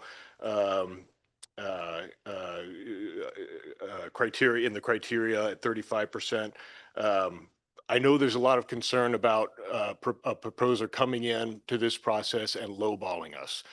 And we know that we know to be on the lookout for that. This is not a situation where somebody will propose a very low price and we just take it for granted that that's something that the proposer will be able to deliver. There's a process set up for us to be able to evaluate that price, look in detail at whether it's a fair, credible price proposal or not. We know what it costs to operate this service. We know what the range effectively should be for operating the service. And if we get anything outside of that range, and when we do our digging into these price proposals, if anything doesn't look right, then even though something might be the lowest bid in terms of price, it won't receive the highest score in terms of price proposal. The other element here is the labor conditions and protections that are afforded our workforce. And we have done this in the way that other transit agencies and folks who contract for transit services have done throughout the industry for a long time. These labor protections are going to be maintained. Everything that the workforce has earned and negotiated is in their collective bargaining agreement that's in effect today. The new successful proposer, if there is a new successful proposer, or the current operator, whoever it is that is successful in this process, will be required to operate under the terms and conditions of that CBA. All of the elements that were included and listed in the 2011 RFP and the corresponding 2011 contract are in that CBA, and they will be required to be retained when the new operator or the existing operator, whoever is successful in this process, takes control of the system and operates under a new contract. That is the way that we've handled this. We've been sure to keep all of these issues in mind as we've structured this process, and we will continue to keep those issues in mind as we implement it. Done good. Great. Thanks, Seamus. Chair Wonderman, Vice Chair Moyer, thank you. Tom Hall, Director of Operations and Customer Experience. We wanted to provide a little background on the process. If we go to the next slide. So as Seamus mentioned, the last time that this contract, which encompasses all of our ferry operations and the maintenance of our fleet and terminals, went out to bid was 2011, when we essentially didn't exist as a public operator. At that time, we were transitioning the municipal services to WETA control and launching San Francisco Bay Ferry. Blue and Gold Fleet won that award in 2011 and has been our operator ever since. That original agreement was for 10 years. At the outset of the pandemic, I remember very vividly, we had a special meeting by phone because we couldn't gather in person. And one of the first items that the board took up was a 5-year extension of that agreement to ensure that the workforce remained employed throughout that very confusing time, and to ensure that we didn't then have to try to rush a bid process to get a new operating agreement right in the middle of the pandemic. So that was extended 5 years, scheduled to expire at the end of 2026. The board last year, right about this time last year, authorized award of a contract to Maritime Consulting Partners. And this was to assist staff in developing both the RFP, the agreement, the trove of exhibits that will be a part of that package, and then help us through the process, including it up to transition to a new agreement. If we can go to the next slide. One thing we kept coming back to throughout this process was this is not, a normal procurement for the agency. It's big, it's all encompassing. It's really at the core of our mission. And so we needed to be very clear about what we were trying to do with this process. And so I'll just read off the slide here. Our guiding principle for this: the new operations and maintenance agreement must give SF Bay Ferry the tools to sustain, enhance, and expand high quality regional ferry service over the next 10 years while protecting our highly skilled maritime workforce and maintaining our state-of-the-art fleet to the highest standard. So in each category of the agreement that we looked at, and in the RFP with the evaluation criteria, we kept coming back to this guiding principle. And this guiding principle is really based off of the feedback we've heard from you and the policies that you've set over the years as well. You want a bigger ferry service with more frequent service to the routes we operate. You want our reliability to be really high, and us to have the cleanest vessels in the nation. And so this agreement will allow us to maintain what we've achieved, which is this. If we go to the next slide, just provide an update on the process to date. So last year, when we were able to hire MCP to assist us, we began the research and initial development of the documents. At that point, this was really a wide-ranging interdepartmental effort where we developed 3 internal working groups, one focused on finance, one focused on operations, and one focused on maintenance, to really guide priorities, potential trade-offs, ideas, really gather everything that's perhaps frustrated us about the existing agreement, which is really old, not about the existing service, but the agreement itself. Really talk that through and see how we can get to a better place to allow us to meet that guiding principle. We did begin conducting industry outreach in June and ran through the summer with that. That consisted of 2 main parts. One was to develop a request for information that we sent out to industry to provide basically feedback or concerns or thoughts that they had about an operating and maintenance agreement like this. We wanted to know what was out there, what the concerns were. We wanted a competitive process. It's important as a public agency to have a transparent competitive process. And so this was part of that outreach to the industry and get them to provide feedback before we take an RFP out to the streets. We also held an industry day. We wanted to provide a behind the scenes look at the ferry operation so that there was a lot of transparency out in the market about how we operate. There are ferry operators of varying sizes throughout the country, everything from Washington State ferries to little, lake and river operations with 1 or 2 boats. We're a definite type of ferry operation, and we wanted everyone to see the quality of our vessels and how well maintained they are. Same thing with our facilities, how well maintained they currently are, and then the efficiency of our operation overall. So we brought firms out to do that, gave them a tour, answered questions, and went from there. And then, of course, in between, before and after all of that, there's been extensive work from the whole project team, including senior leadership here at the agency, to develop the RFP, the agreement, the scope of services, and all of the exhibits that we will be releasing.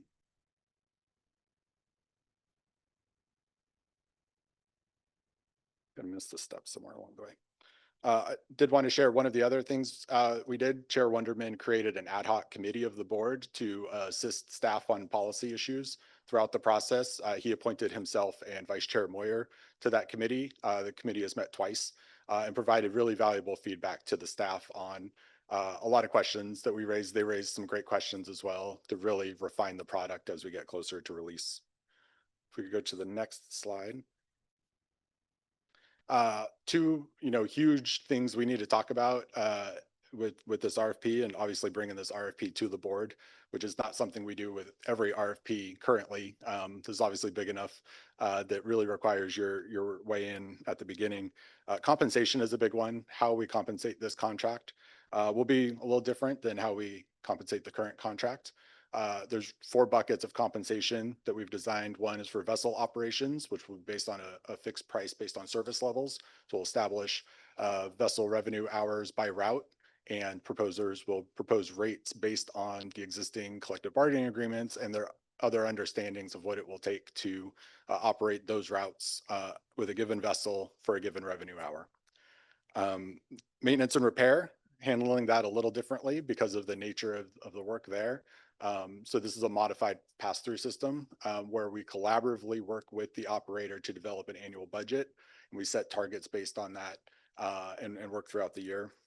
Management and overhead, so this is all your back office, your management staff, insurance, a couple of other categories in there where we're asking proposers to propose a fixed price based on a range of service levels. So provided, we're going to expand in the near future, that would trigger, some changes to that. But otherwise, so long as we stay within a certain range of vessel revenue hours, that would be the fixed fee for management overhead.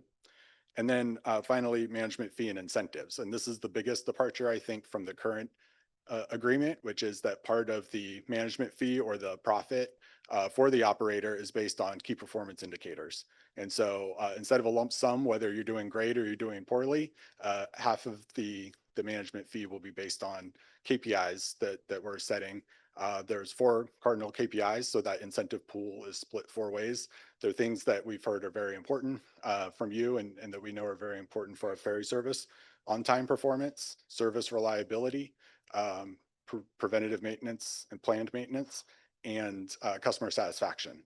These are all areas where the current operation is operating at really high levels. So we're setting pretty high baselines at this stage. And so we're excited to be able to tie performance directly to incentives to make sure that we fulfill our guiding principle going forward.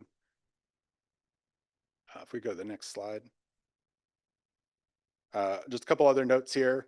So we are attaching an annual CPI increase to all of those rates, all of the buckets and rates within there. They'll be capped at 3%. That's built in year over year. We are also asking bidders to propose an additional annual growth factor that would cover anticipated non-inflationary cost increases. So, labor wage increases over time. There's an opportunity there for proposers to be upfront at the beginning of the 10 years as to what they expect to be able to add there and include that in their proposal upfront. The price evaluation, as Seamus mentioned, it'll be based on the 10-year projection using the inputs provided by the proposers, but it is going to be vetted thoroughly and exhaustively to make sure. We know a lot of the inputs going in based on the existing labor agreements, and so we'll be able to really vet those and make sure that they are reasonable before we provide final scores on that category. And I just want to note, this is a bespoke compensation structure. We looked at a lot of different RFPs and agreements that were out there, not just in the ferry world, but also bus and rail, not just locally, but across the nation. We looked at, I believe, one from Scandinavia, and no one on staff speaks Norwegian, so I don't think we could get too far into it. But we really were exhaustive in looking at all the options out there for how to base compensation, and then talked about it more than any of us would probably care to really make sure we had internal consensus. Go to the next slide. So evaluation criteria is detailed within the packet. Just wanted to provide a pie chart since that's pretty easy to understand. As Seamus mentioned, price is 35 of the 100 points. That is consistent with 2011. Overall, it's fairly consistent with the 2011 breakdown on the evaluation criteria. The technical proposal is about 55 points total. Price is 35, and then the workforce retention piece is 10. Go to the next slide. That evaluation criteria, both the details within there and the breakdown, were all designed, of course, to fulfill the guiding principle. And this is something we talked about with the committee at some length and really fine-tuned it at that level. The technical approach, in addition to the pricing proposal, will include detailed vetting of the relevant experience, potential site visits, assessing their plans for staffing, both on the front lines and in the back office, mobilizing. We know that that's a very risky moment of time, a very risky phase in the transition to a new agreement, whoever the new operator is, whether it's the incumbent or an outside operator. That's really crucial to get that right in advance of transitioning to the new agreement. And of course, two of our other core missions here, emergency response, we want to make sure they understand our emergency response role and have a really smart approach to how they're going to ensure that their operation is up to snuff when we need that. And workforce development, which we know in the Bay Area is absolutely critical to keep the labor pipeline going and to develop the workforce and to continue the excellent work that's already been done here in the Bay Area on the waterfront. We can go to the next slide. Bless you. And then just to provide a timeline, which is of course all subject to today's consideration. We're here to consider the RFP release. If that is granted, we will plan to release it sometime in December and then leave that submission period open for a substantial amount of time to allow proposers to really get their hands around it and provide their best proposal possible, hoping to close that period in March. From April to June, roughly, that would be an evaluation period where we're digging in on our side and evaluating the proposals with hopes of bringing consideration of award back to the board in July. that's pretty aggressive. We do have some areas here where we can adjust things in a couple of directions, but this is our intended timeline. That would give us about 5 months for mobilization, which I mentioned is a super important phase, and then get us to January 2027 when the new agreement would go into effect. With that, I want to turn it over to our General Counsel, Steve, to talk about Steve Miller, sorry, to talk about our communication protocols going forward. I answered to almost anything. Thanks, Tom. So Tom asked me just to share with you one additional component of this RFP that it's important for you to keep in mind. When we bring to you a recommendation for award of a contract at the end of this process, we want the process leading up to that recommendation to be as fair and transparent as possible. I think that's, almost goes without saying. And we also want to make sure that you board members are positioned to consider and deliberate and determine your views on that award, free of any possible perception of bias or preconceived notions as to the merit of that recommendation. I think that's critical to allowing your decision to be defensible and to withstand any kind of challenge, and to allow WETA to enter into a contract at the end of this long process. We want to be able to chart our path forward. So to that end, we want to set a groundwork today to imagine where we're going to be in July of 2026, as Tom just mentioned. As with all RFPs that WETA issues, and consistent with all best practices, there is a process for questions and answers from proposers, of requests for clarifications, of exceptions. It's an iterative process, and that process is handled with a single point of contact at the WETA end to make sure that there's not, scattered communications. And so accordingly, and this is the case with all of WETA's RFPs, we're going to implement what people in the industry call a cone of silence, which is a time period that lasts from the date that the RFP is publicly issued until the date that a recommendation for award is also made public before the next board meeting. And during that cone of silence period, no proposer and no representative of any proposer may communicate about the RFP with anyone at WETA outside of the procedures set forth in the RFP. And that's such an important thing that the RFP and all our RFPs and everybody's RFPs around the country state that if failure to follow those procedures and to violate this cone of silence might subject a proposer who breaks those rules to disqualification. We're going to go one step further. We're recommending we go one step further, and we're going to request to the board that you not talk about this RFP during that cone of silence period with anybody, not just have it apply to potential proposers, but that it should apply to the media, to the current operator, who we sincerely hope will be a proposer, to the current workforce, to their representatives, really to anybody. And we are requesting that if you receive communications about the RFP during this cone of silence period, that you refer them to the executive director, and that you let the executive director know that you received a request for communication. And we think that process is important to allow for your critically important role as deciders at the end of this process to be free of any appearance of involvement along the way during the pendency of the procurement, so that the integrity of the process is unimpeachable and unchallengeable. And so that's what I wanted to say. Thank you. Thanks, Stephen.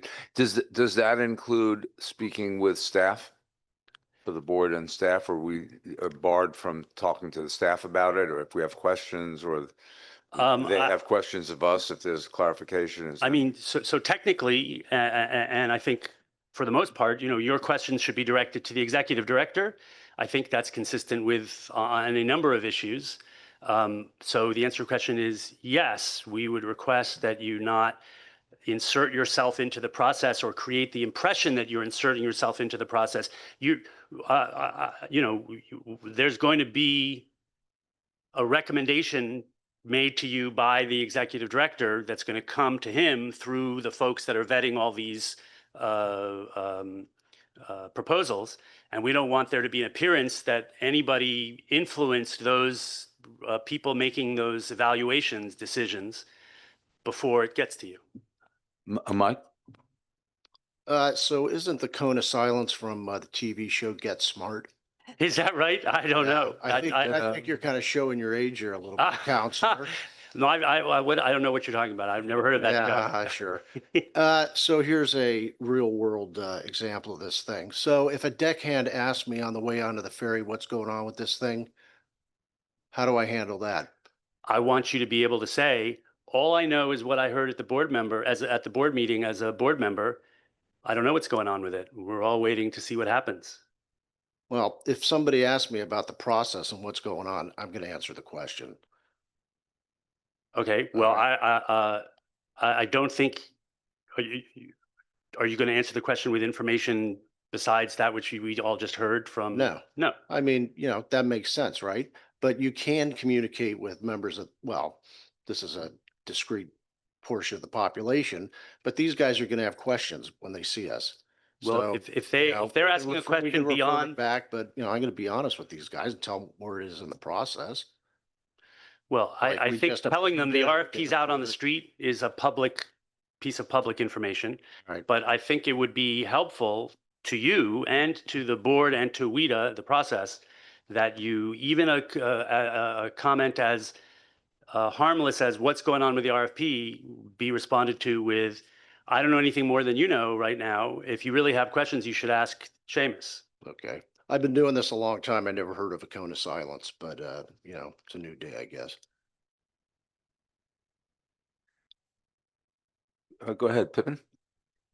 Thank you. I appreciate the work by staff and also the ad hoc committee. Thank you for all those extra meetings and work that was put in. I just had a question on the lump sum on vessel operations. So I'm curious, if we were to have an emergency like a 8 magnitude earthquake that causes us to have significant increase in operations, how is that handled? Yeah, so great question. There's a section in the scope of services specifically regarding emergency services, in which case all costs are reimbursed on a cost basis. In that case, we do anticipate really listing out what the emergency training requirements would be for the operator, so they can build that into their proposal. We'll give them a number of annual exercises that we expect them to participate in, which ones will require crewing, which ones will just require more administrative staff.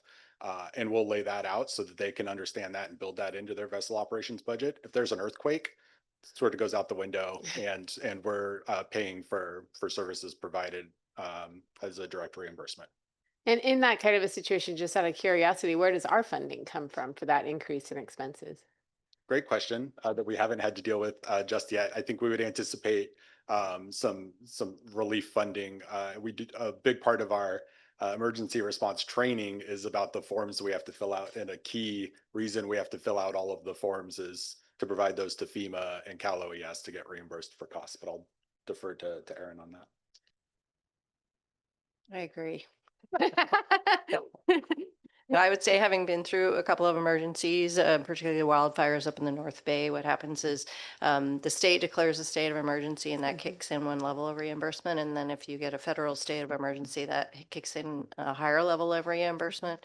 In addition to, you'll recall, in the budget process, we increased our reserves this year, so we have better reserves than we have in the past. And so all of those things would combine to help pay those costs. Yeah, thank you. I am familiar with the state of emergency FEMA reimbursements because of the Napa earthquake in 2014.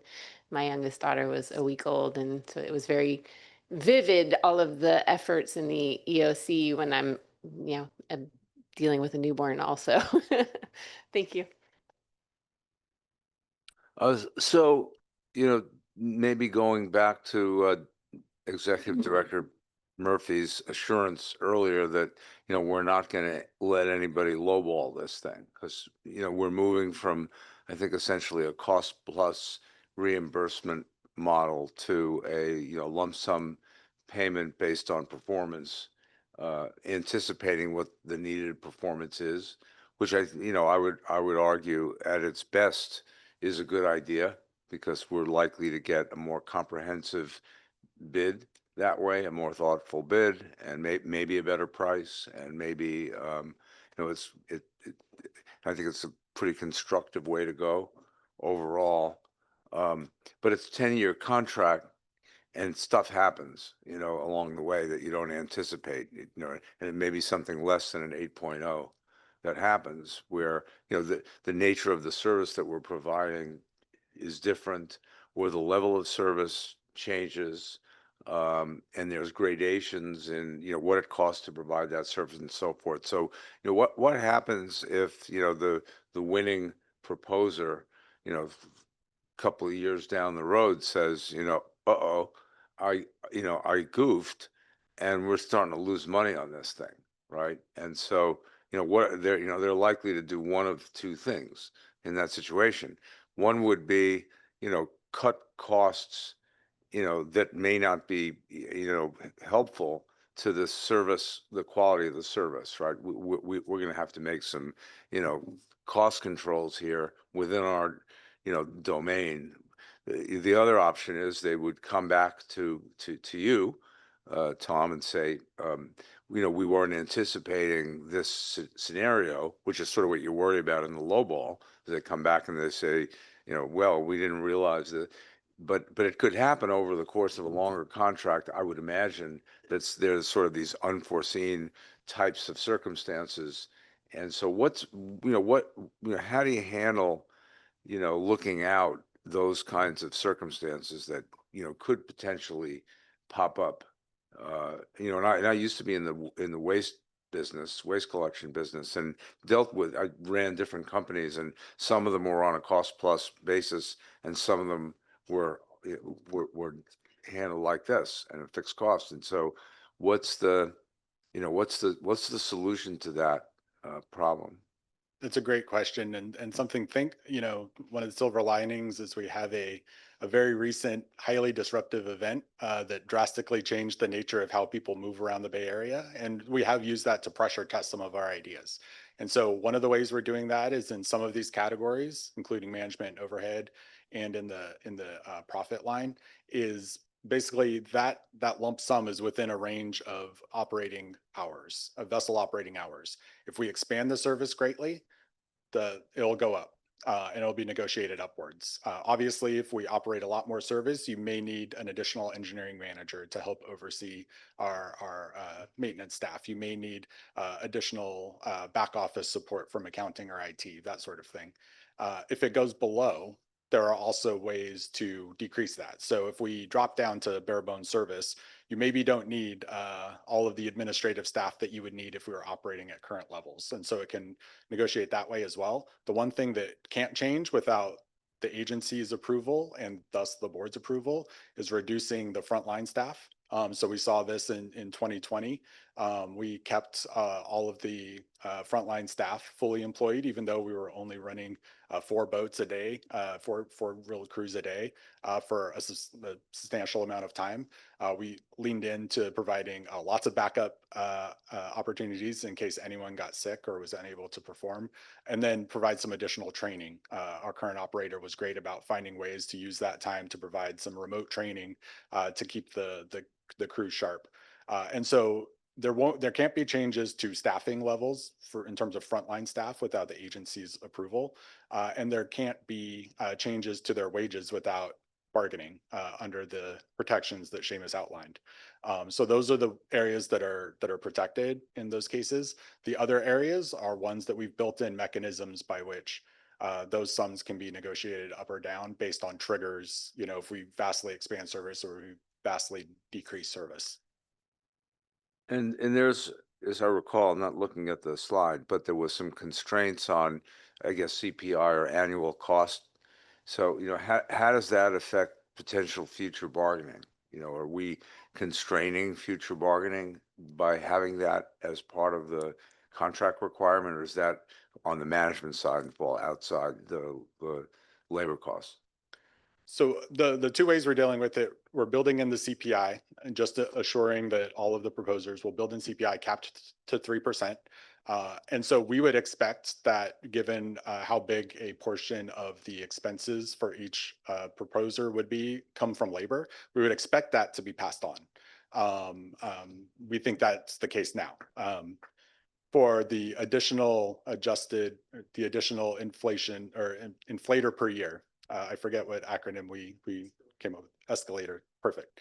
That one, we expect different proposers to come in differently. We expect them to be cognizant of recent increases that labor has successfully bargained and be able to build that into their proposal. We think it potentially provides some assurance over a substantial amount of time, a decade, of continued potential for wage increases for our frontline staff. If there's an opportunity to work with proposers up front to set the table for that.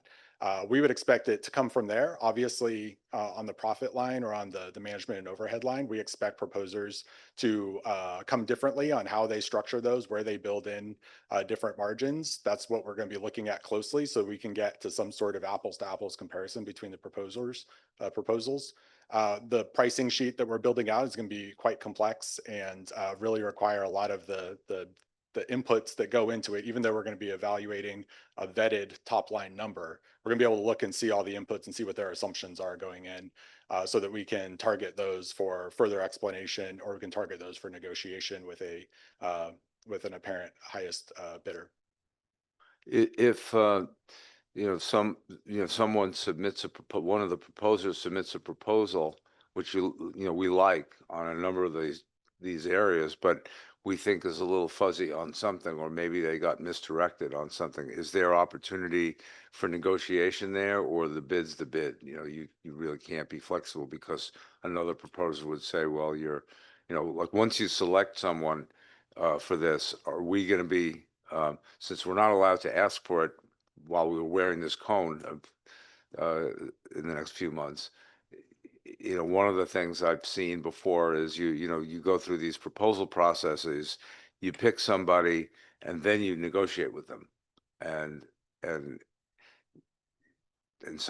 somebody says it's unfair because that wasn't what they actually proposed.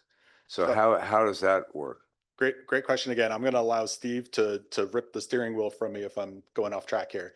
But my understanding of the process we've developed is that we will establish a competitive range after vetting both technical approach and pricing. We'll develop a competitive range. And within that range, we're going to be doing additional investigation, vetting, interviews, all that stuff.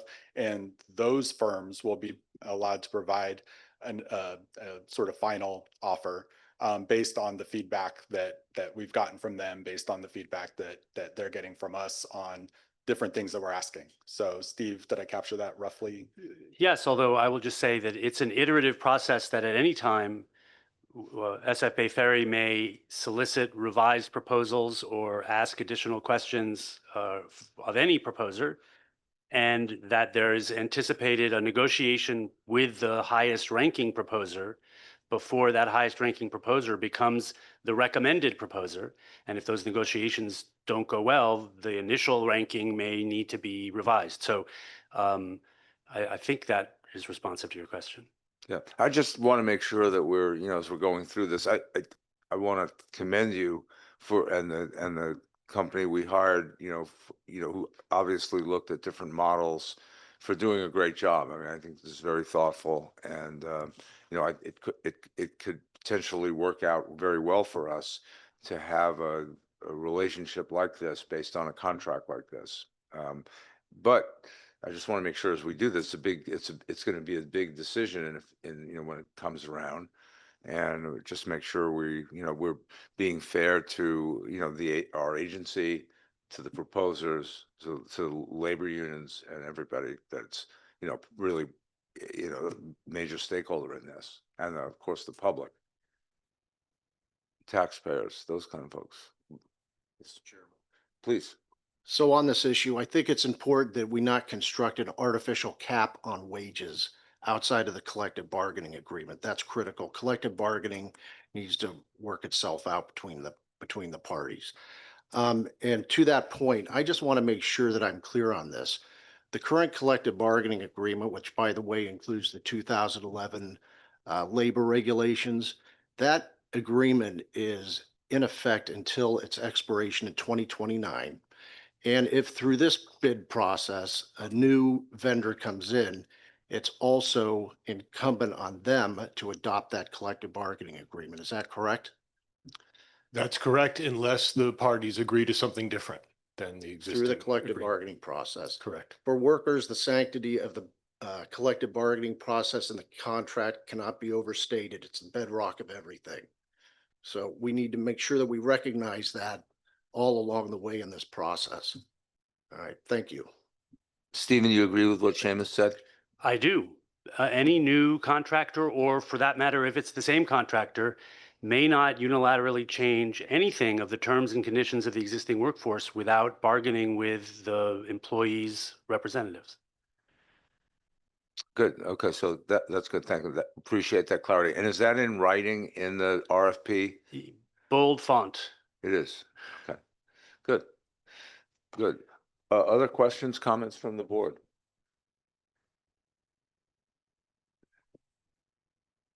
I want to add my thanks for all the hard work and thinking that's gone into this. And we did ask you to be pragmatic and seek out best practices around the world. And I'm very pleased that you have done so. And we also asked that given that we are doing this not for any performance reasons, and because, as you stated at the outset, Director Murphy, that we have a team, a partnership, and a team that's performing at the top, really at the top quartile. This is a very unique situation. We are doing this for best practice as a governmental entity and as a fiduciary responsibility. And I want to make sure that that's really very clear, and it's really time based more than anything. And so it's really important to me that we recognize that. I'm glad we had this discussion on the importance of maintaining the quality of life, and that means the quality of the benefits of our workforce at every level, whether protected by the CBA or not. That's really important. So we think one thing we haven't really talked about, and I would love a refresher on it, Tom, if you would, is this one criterion, workforce retention. How does that work exactly? So that's my first question, and then a second question that I always have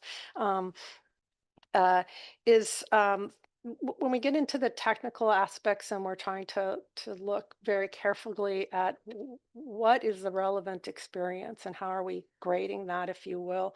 Could you speak a little bit to that? I know I'm sure everywhere around the world thinks that they're special, but I do think that the San Francisco Bay is a very unique body of water, and our crews and our partners need to be aware of that and practice in that. So how will you or whoever the evaluation team is be looking at what relevant experience really means? Great questions. I'll take that one first and then kick it to Steve to answer about the workforce retention criterion. For project approach and experience, we know we're going to have the same frontline staff in all likelihood because of that workforce retention criterion. We're very comfortable with that. We think our deck crews, our captains, and our engineers are doing a phenomenal job. And so this is really about the firm itself, the management team, their plan, their staffing plan at an administrative and management level, their experience. We are a one of a kind ferry operator for sure. And so finding comparables is going to be really difficult.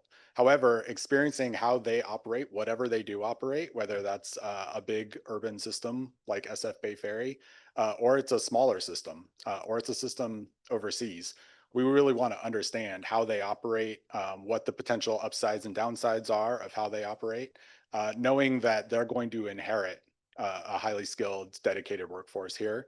We're really looking at the firm's capabilities and being able to do that and their ideas for how to find efficiencies in the management level, the administrative level, their ability to work with us. We are a needy client in some ways. We have a lot of control over certain aspects of the service. Certainly on the fleet side, we're building, as our team likes to say, we're building serial number one, pretty much every time we build a boat. And so maintaining those is really a collaborative process. So ensuring that the management team at the operator is comfortable with that and understands that. And in addition to really understanding our local emergency response and workforce development needs is so crucial that even if it's not a local firm, they need to be able to understand what it is here in terms of the relationships with the workforce development community, the relationships with the labor and the workforce here, and our emergency response role that goes beyond just providing emergency service when we're asked. It's really coordinating the regional response via water transit. So those are some of the items we're really going to be digging into. There will be, once we release the RFP, there'll be an exhaustive list of things we're going to ask the proposers to bring in their proposal that we're still working on fine tuning. Really everything they'll be giving us that we'll be evaluating before we go to talk to them and experience their service. Hopefully that answers that piece sufficiently. If not, I'm happy to elaborate on any others that I can pull out of my head right now. But Steve, did you want to answer about the workforce retention? Sure. Did you want to speak more about that first part, or? I'm going to noodle on his answer and I may come back, Tom, but thank you. That was a good start. Sure. Go ahead. So it's a relatively simple process that I think is powerful in many respects in a positive way. There is an evaluation criteria of 10%, 10 points out of 100. It's not a subjective sliding scale where one firm gets 3.5 and one firm gets 7. You either get 10 points or you get no points. And what determines whether you get the points is if whether you sign a pledge to retain the current employees. And if you fail to honor that pledge, that's enforceable under California law, both by WETA and by an aggrieved employee individually. I think experience around the state shows that we fully expect all proposers to sign that pledge to get the 10 points. And similarly, a proposer that decides not to sign that pledge, while not eliminated from consideration, will certainly be their plan for how they're preparing to staff our service will be, significantly scrutinized. I don't know if that gets enough into the weeds for your question. And the pledge has a duration of how long?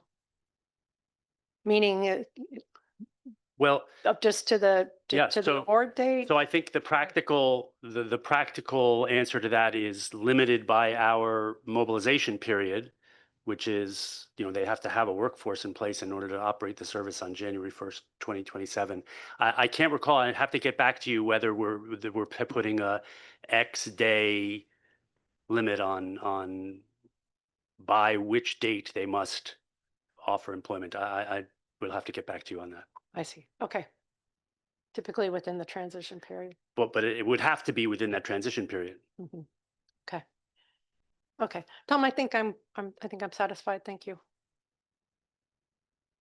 Thanks. Others? Question? No questions, just a ton of gratitude for thinking through this so well and bringing the transparency that we need, and also being cognizant of any concerns that are arising as part of the process.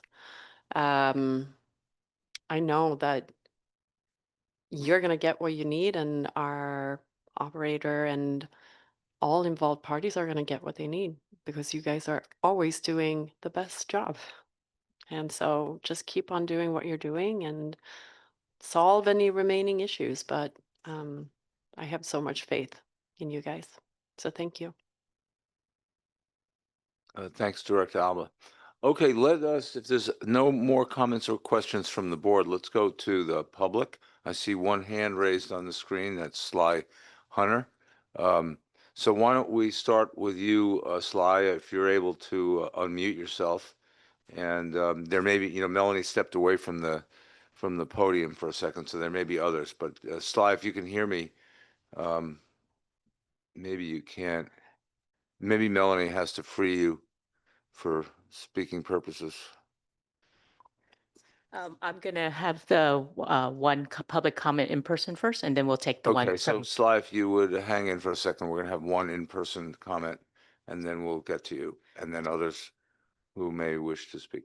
So that'll be Isabel. She's on her way up. And it'll be 3 minutes. Thank you.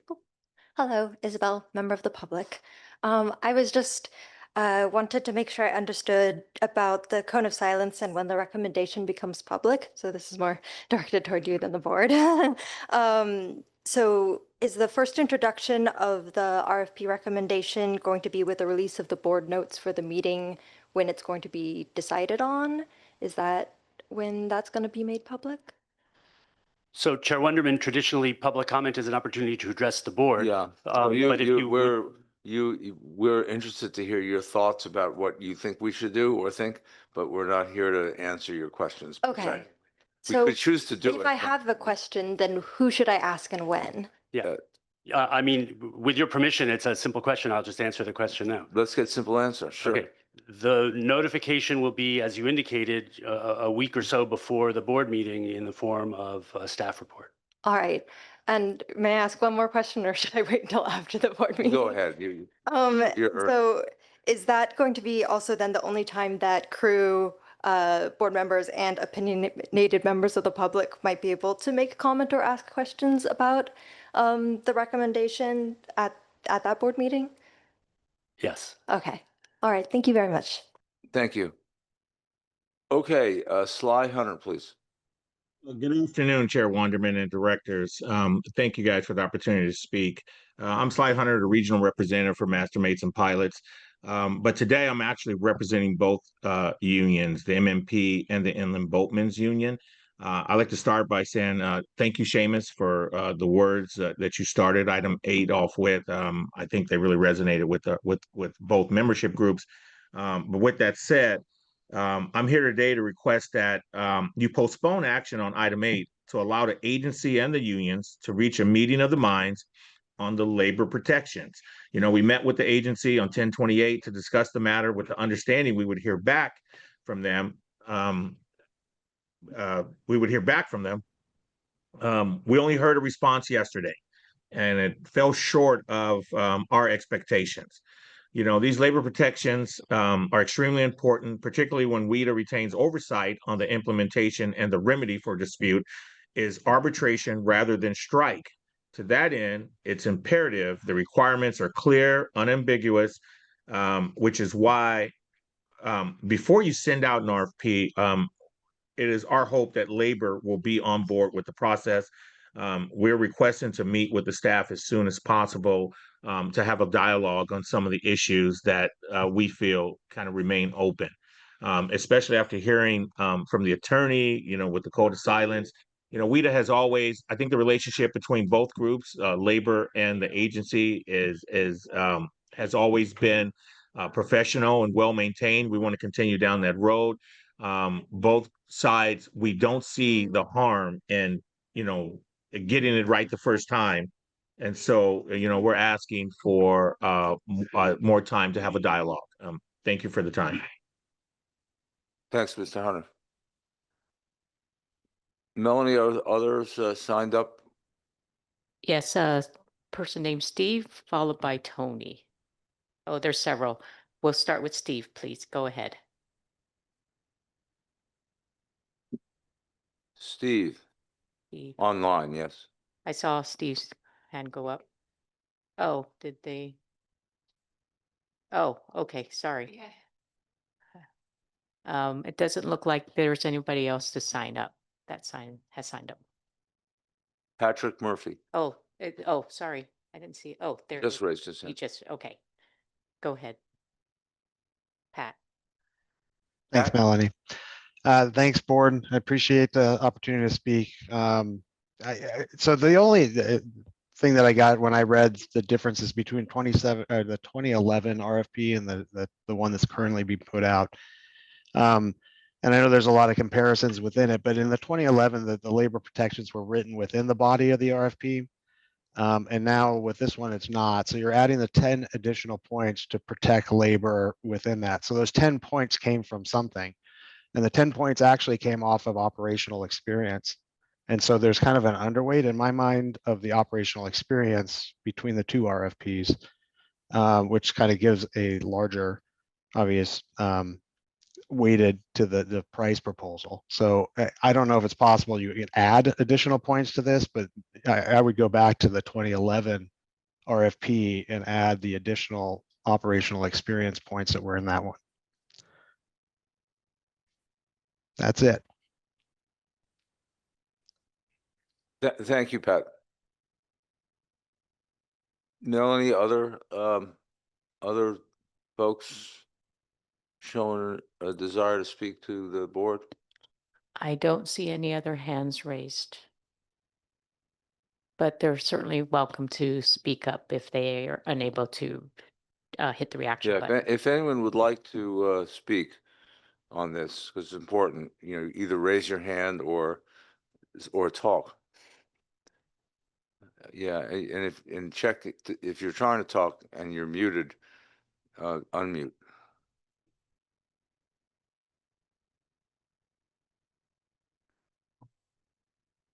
I don't hear or see any other hands. Okay, if that's being the case, we'll close the public testimony. Thank you. So members of the board, we've had I think a lot of discussion about this. We've had, some comments, requests to continue to, address some areas that, it's felt were either not communicated or not, not determined in a way that's favorable. So I'm interested to hear from the board thoughts as to whether we go forward. We'll take happy to take a motion. Well, I was hoping maybe Executive Director Murphy could respond to Pat Murphy's comments. Sure. I will actually take the opportunity to respond to both Sly Hunter and Pat Murphy. I think that, again, the communication of the response probably could have been more clear on our part. Our response could have been more clear when we communicated it. The bottom line is that the labor protections that are in the 2011 contract and RFP are also in the current RFP that the board is being asked to approve, albeit in a different format because they're in the CBA, which is currently active, was negotiated by both parties. That CBA will be included in the RFP to provide proposers with an understanding of what they are going to be required to comply with. And there isn't anything that was in the 2011 labor protections that is missing in that document. With respect to the weighting of the different elements and how those will be evaluated, Pat Murphy's right. There is a 10% component here that wasn't there before. That 10% serves a very important purpose to make sure that the existing workforce is protected and that there's assurance that they will have their jobs at the end of this process. And I think that will do the trick. The cost proposal, the price weighting at 35%, we feel is the right place to weight that element, that very important element. The price of this service is more important, arguably now, than it was in 2011. The three pieces of ferry service that when I joined this agency, I thought could be improved and that we should make a strong effort to improve are the cost to the riders, the cost to the taxpayers, and the cost to the environment. And I think we've done a lot to improve in all those areas. We've made changes to our fare structure to make this a more equitable service for our riders. We've improved the efficiency of the service when we brought service back, and we aligned it in a way so that we were getting more value for the taxpayer dollars that we were spending on the service. And what used to be one of the region's more expensive transit services to offer all of a sudden started to be in line with a lot of the others in terms of cost per passenger mile. The cost of the environment, we're working very hard to make improvements in that area too. What we don't want to see happen through this process is to see that cost to the taxpayer go in the wrong direction after the work that we've done to improve it. So having a price proposal weighted at 35%, we believe is entirely appropriate for this effort. And were there any workforce protection items? Because it sounded like Pat Murphy was saying there were items that should be added to that 2011 list. Maybe I misunderstood him. Well, I think if I presume, you know, based on what the executive director just told you, right? So there's 45 points gone. There's only so many points in the universe, so it's hard to reallocate the remaining 55 points. But within those 55 points, let's see, what am I trying to say? The workforce issues are embedded in issues like the approach to the services. How you're going to operate the services has to include how you're going to manage your workforce, and in fact, explicitly does include that in the list of the criteria. So it's a little hard to tease out the specifics the way Mr. Murphy, Pat Murphy, was just suggesting. I guess that's my response to his comment. Yeah, I think that's right. I think you know, we would not want to reduce the 10%. First of all, that it should be at 10%. The question is whether we want to reduce the price component and add to the technical component. There's a lot of weighting towards the technical and experience components in this package right now, and it's entirely appropriate for us to look at the technical qualifications of the proposers, evaluate those in a very careful way, and we know we're going to get a quality product out of this process. We know that we're going to get something that will function really well and perform really well for this agency and for the service moving forward. We also need to make sure that that is something that we can afford. I think I made a comparison to buying a car at some point in this discussion, but we could buy a car that performs really great, but we better make sure it's not repossessed in a few years because we can't afford to make the payments. So we have to make sure that we have the right balance there, and we believe that this is the right balance. Thank you. I wasn't, maybe I'm confusing the two items, but I wasn't talking about the weighting. I was just talking about the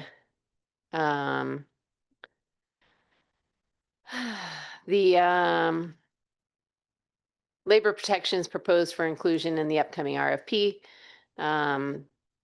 I understand that what is built into the RFP is what was in the 2011. I just want to make sure, so the CBA that you mentioned, that's the current standards? Is that above and beyond the 2011 standards? They include all of the standards from 2011. And so there's nothing above and beyond that that has been agreed to since then that should be included in that today? I don't know if there is anything above and beyond what was required in 2011. It's a part of the CBA today, and it will be required to be followed with the new contract. Perfect. Thank you so much.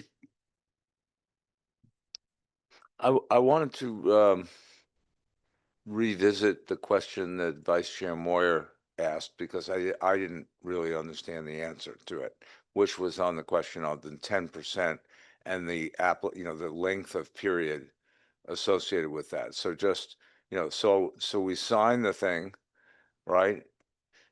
And now we have a transition period, and now, I don't know, 6 months goes forward, and we decide we're going to do a reduction in force.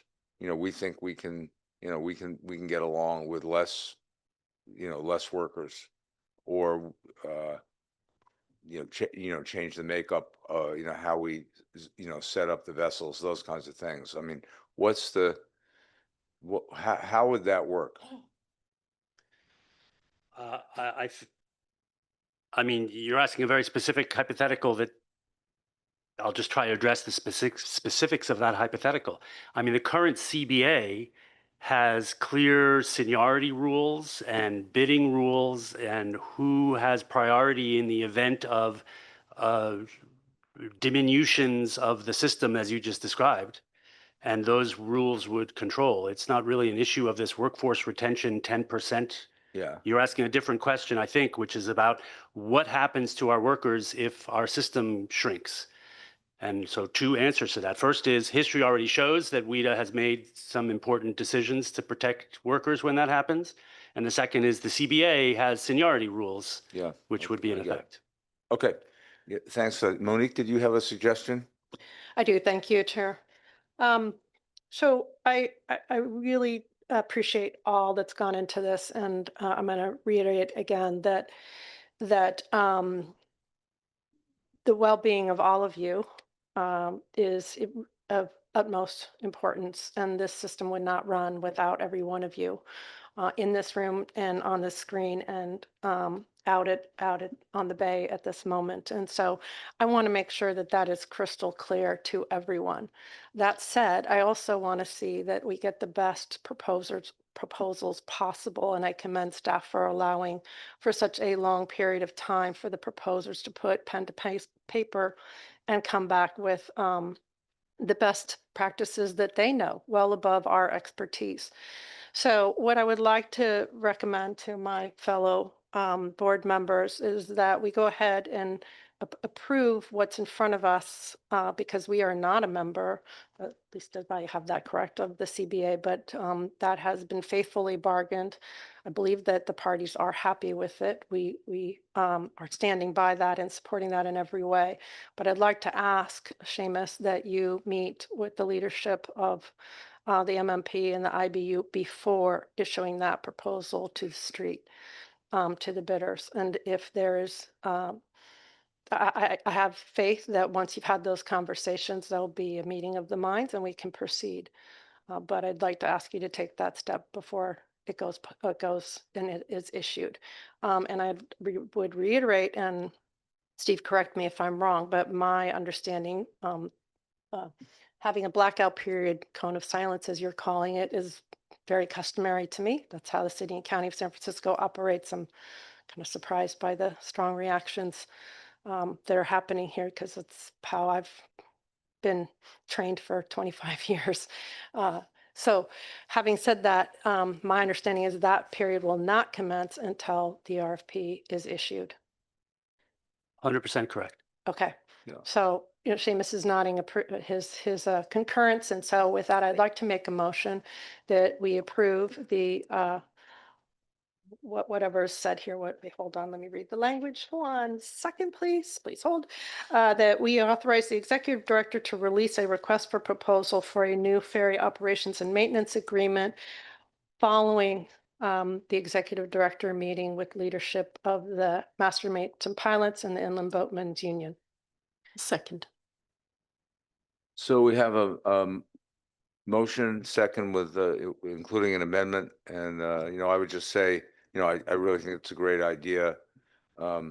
Rather than putting it off, continuing the meeting into December when, we either may have rain or atmospheric rivers, depending upon your terminology, your choice of terminology. But who knows what can happen in December around the holidays. And we don't want to delay this thing and push it back too much because, I think we want to try to move forward. So hopefully that is satisfactory to our labor partners, and it will not delay things too much. And then Seamus, it's really up to you to use your judgment. If there is some deep dissatisfaction with something that you think is material and you feel more comfortable bringing it back to the board, then you can make that determination. But subject, short of that, you have the ability to issue the RFP, once you've had the meeting and you feel, everybody feels good about it. You feel good about it. So it's really up to you.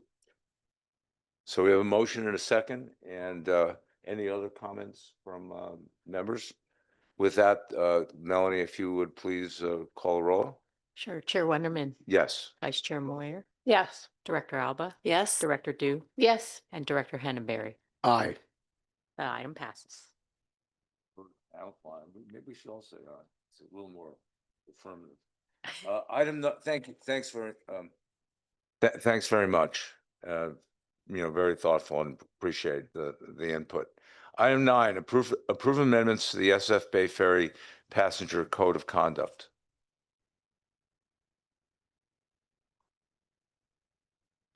Good afternoon, Chair Wonderman, Board of Directors. My name is Raphael Regan, a Customer Experience Specialist with SF Bay Ferry. I'm here today to request approval for updates to the SF Bay Ferry Passenger Code of Conduct, which includes its associated enforcement policy.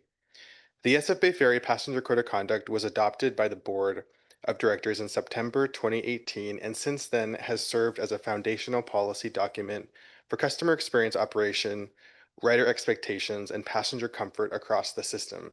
In short, this document provides direction for passengers as well as a tool for crews to enforce and encourage a ride right mentality while on board the ferry system. Since the initial adoption of the Passenger Code of Conduct in 2018, operational conditions, security needs, and customer service expectations have evolved. For this update, staff has worked closely with legal counsel as well as Blue and Gold Fleet to formulate improvements to the Code of Conduct general rules and address the updated passenger experience conditions.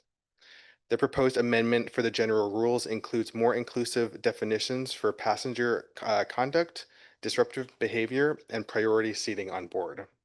The proposed amendment also includes expanded guidance on the use of storage of bikes, scooters, and other mobility devices, enhances language regarding service animals, and further outlines current procedures that authorize SF Bay Ferry to implement the appropriate enforcement actions should an individual not follow said rules. Additionally, a new rule is being added that requires passengers must be clothed while on any SF Bay Ferry vessel. These amendments, including the additional rule, fall in line with other transit agencies, with what other transit agencies are enforcing, and aims to safeguard standards already being laid out by our agency to ensure a pleasant ride for everybody. The amendments to the enforcement policy portion included in this update seek to clarify definitions of misconduct and outline current procedures that authorize SF Bay Ferry to implement written warnings, suspensions, and long-term bans if deemed applicable by WETA. The proposed amendments also include an appeal process for individuals to ensure fairness and transparency in the agency's code of conduct enforcement process. I would like to reiterate that these updates I've summarized and which are included in your packets aim to clarify and elaborate on our current rules to improve understanding for passengers and to provide crews with clear tools and guidelines to enforce while on boats. In conclusion, staff recommends the board approve revisions to the SF Bay Ferry Passenger Code of Conduct as we aim to provide a more straightforward and clear guidance for customers riding ferries across the bay. Thank you. I'm open to answer any questions you may have. Thanks very much. And, having read through the document, I think you put a lot of thought into it, and it reads well, and it's common sense, and I think supportive of supportive of the passengers, as well as observing the rights of people, but also setting some real parameters around what's acceptable on our system. So I'm prepared to support it, but I will take comments from the board. I just had a couple of questions on language, like in the very first paragraph. It looks like we replaced WETA with SF Bay Ferry everywhere except for one place. And I'm just curious why we kept WETA that one time. That's a good catch. Yeah, we were replacing WETA with SF Bay Ferry, so we can definitely address that. And then I was curious why the on recreational mobility device and saying they're used for recreational purposes only. I mean, I know a lot of people use the scooters and whatnot for part of their commuting purposes. So I don't know is it necessary to define them as recreational only, or what's the point of that? Yeah, for sure. So we wanted to address this issue. We've gotten some rider complaints and just rider feedback in regards to our policy about around bikes and scooters. And sometimes people have addressed us or written to us and said that they use their bike or scooter either as a as a recreational device or as something else. And so we just wanted to kind of make that language a little bit more nuanced. So when we do kind of address this rule, this issue with this rule, we can kind of speak to kind of all mobility devices, whether it be a bike, scooter, moped, stuff like that. Got it. Okay.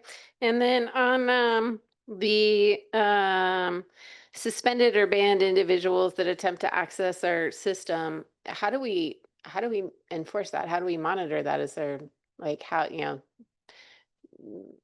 John Doe is suspended and he just comes on without using any apps or anything that might identify him as a person that's suspended or otherwise prohibited from using our system. How do we know? Yeah, that's a really good question. I'm actually going to invite Cam Bachman up here. We collaborated together to kind of write the enforcement policy. Yeah, so a lot of that enforcement when it comes to folks who may be suspended or banned or even have a warning against them, the enforcement actually comes up to our operator. And so we've worked closely with them to develop an SOP that they would work off of to make sure that they're keeping track of, who currently is kind of under violation of our code of conduct. And that would include frequent things like frequent crew trainings and briefings to the crews, especially when they're new crew members coming on board and things like that. They would work closely with us to make sure that they're aware of which passengers to look out for with things like photographs, so we can keep track of that. Okay. Yep. That was all I had. So I had a similar, following up on that last question, Director Du asked, I had a similar question. So have we ever had to ban or suspend a rider? Yes, we have. We have for various violations of our current code of conduct, which have already been violated. So. Right. I had a feeling. And so how has that been successful, I guess is my question. Yes, it has been. Risen to us, so I assume that's a yes. It has been successful. That being said, they've been done sort of on an ad hoc basis, on a case-by-case basis. We have not had this framework laid out where we have a standardized enforcement policy. And I think this document is giving us some more structure around that and some more guidance as far as making sure that we're treating each case in a standardized way. And as far as your question about how successful have they been, we've issued, notices of passenger warning to folks who have been violating the code of conduct, also shorter term suspensions, and those have been received by those passengers and respected by those passengers successfully so far. But we think this document is going to help elevate that a little bit and make it more consistent. Okay, thank you. Excellent. Other members of the board questions? Yeah, I want to go back to Director Du's question about the use of recreational mobility devices. Do we really need to use recreational? I mean, like you said, there are we use them for all different purposes, functional, utilitarian. Yeah, so we wanted to make sure that we just included kind of as much breadth as we could with our language. So that we're really giving kind of not only passengers kind of as much information as possible when it comes to our guidelines, but also we're giving our crews kind of a tool to use. When people reach out to us, we've kind of seen that they reach out to us with complaints or questions about this policy, and they do use the term recreational device kind of more than we would think. And so we just wanted to make sure that we were including that verbiage kind of in our policy, just because it is something that we're seeing we're seeing that it's a term that people are understanding. And so we really wanted to make sure that that was included kind of in our official policy. If I may. Yeah. I think it's in the purpose of the word recreational, which is I think what you're asking, Yeah. is to distinguish from disability-related mobility devices, which are allowed under a different scheme than a recreational device. What do other transit agencies use? Yeah, so when we were kind of thinking about these updates, we were seeing that other transit agencies were using similar verbiage as well, and we wanted to make sure that our updates kind of fell in line with that. So we do see similar, or we do see our partner agencies using verbiage such as recreational mobility devices, as well as kind of bikes and scooters as well. That's all I was going to ask. Same question, and I had a feeling that was the reason for the term of art there, is that it's what other agencies are using. Yeah, I don't want to get hung up on it. I think we've missed ferries, the 3:30 ferry. So we can continue talking about this for the next hour.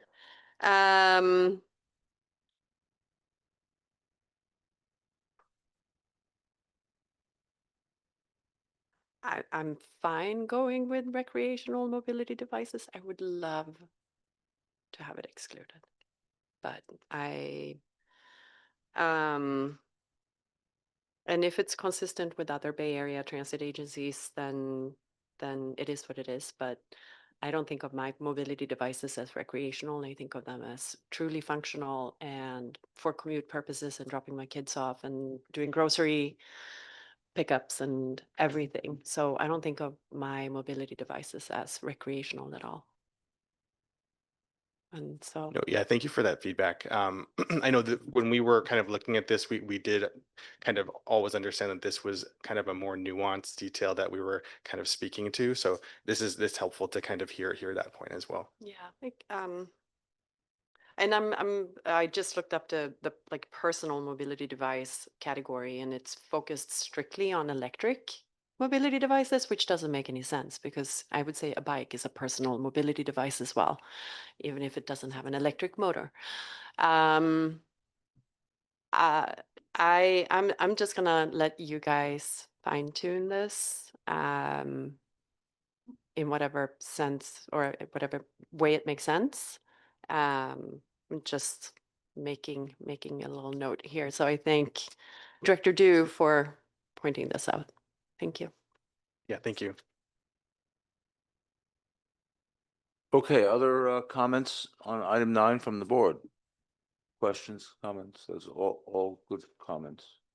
Members of the public, Melanie signed up on item 9. Nobody has signed up to speak. Would anyone like to take this moment this is an action item, to speak on item 9 from the public? Okay, if not, let's close the public testimony and we'll take a motion. I would like to make a motion that we approve the amendments to the SF Bay Ferry Passenger Code of Conduct with one change to the first paragraph, replacing WETA with SF Bay Ferry. And I think that's it. Yeah. That is a very friendly amendment. Do we have a second on the motion as amended? Seconded. Any further discussion on that? If not, Melanie, would you kindly call the roll? Chair Wonderman, Yes. Vice Chair Moyer, Yes. Director Alba, Yes. Director Du, Yes. and Director Hannah-Berry. Aye. That item passes. 5 affirmative responses. Let's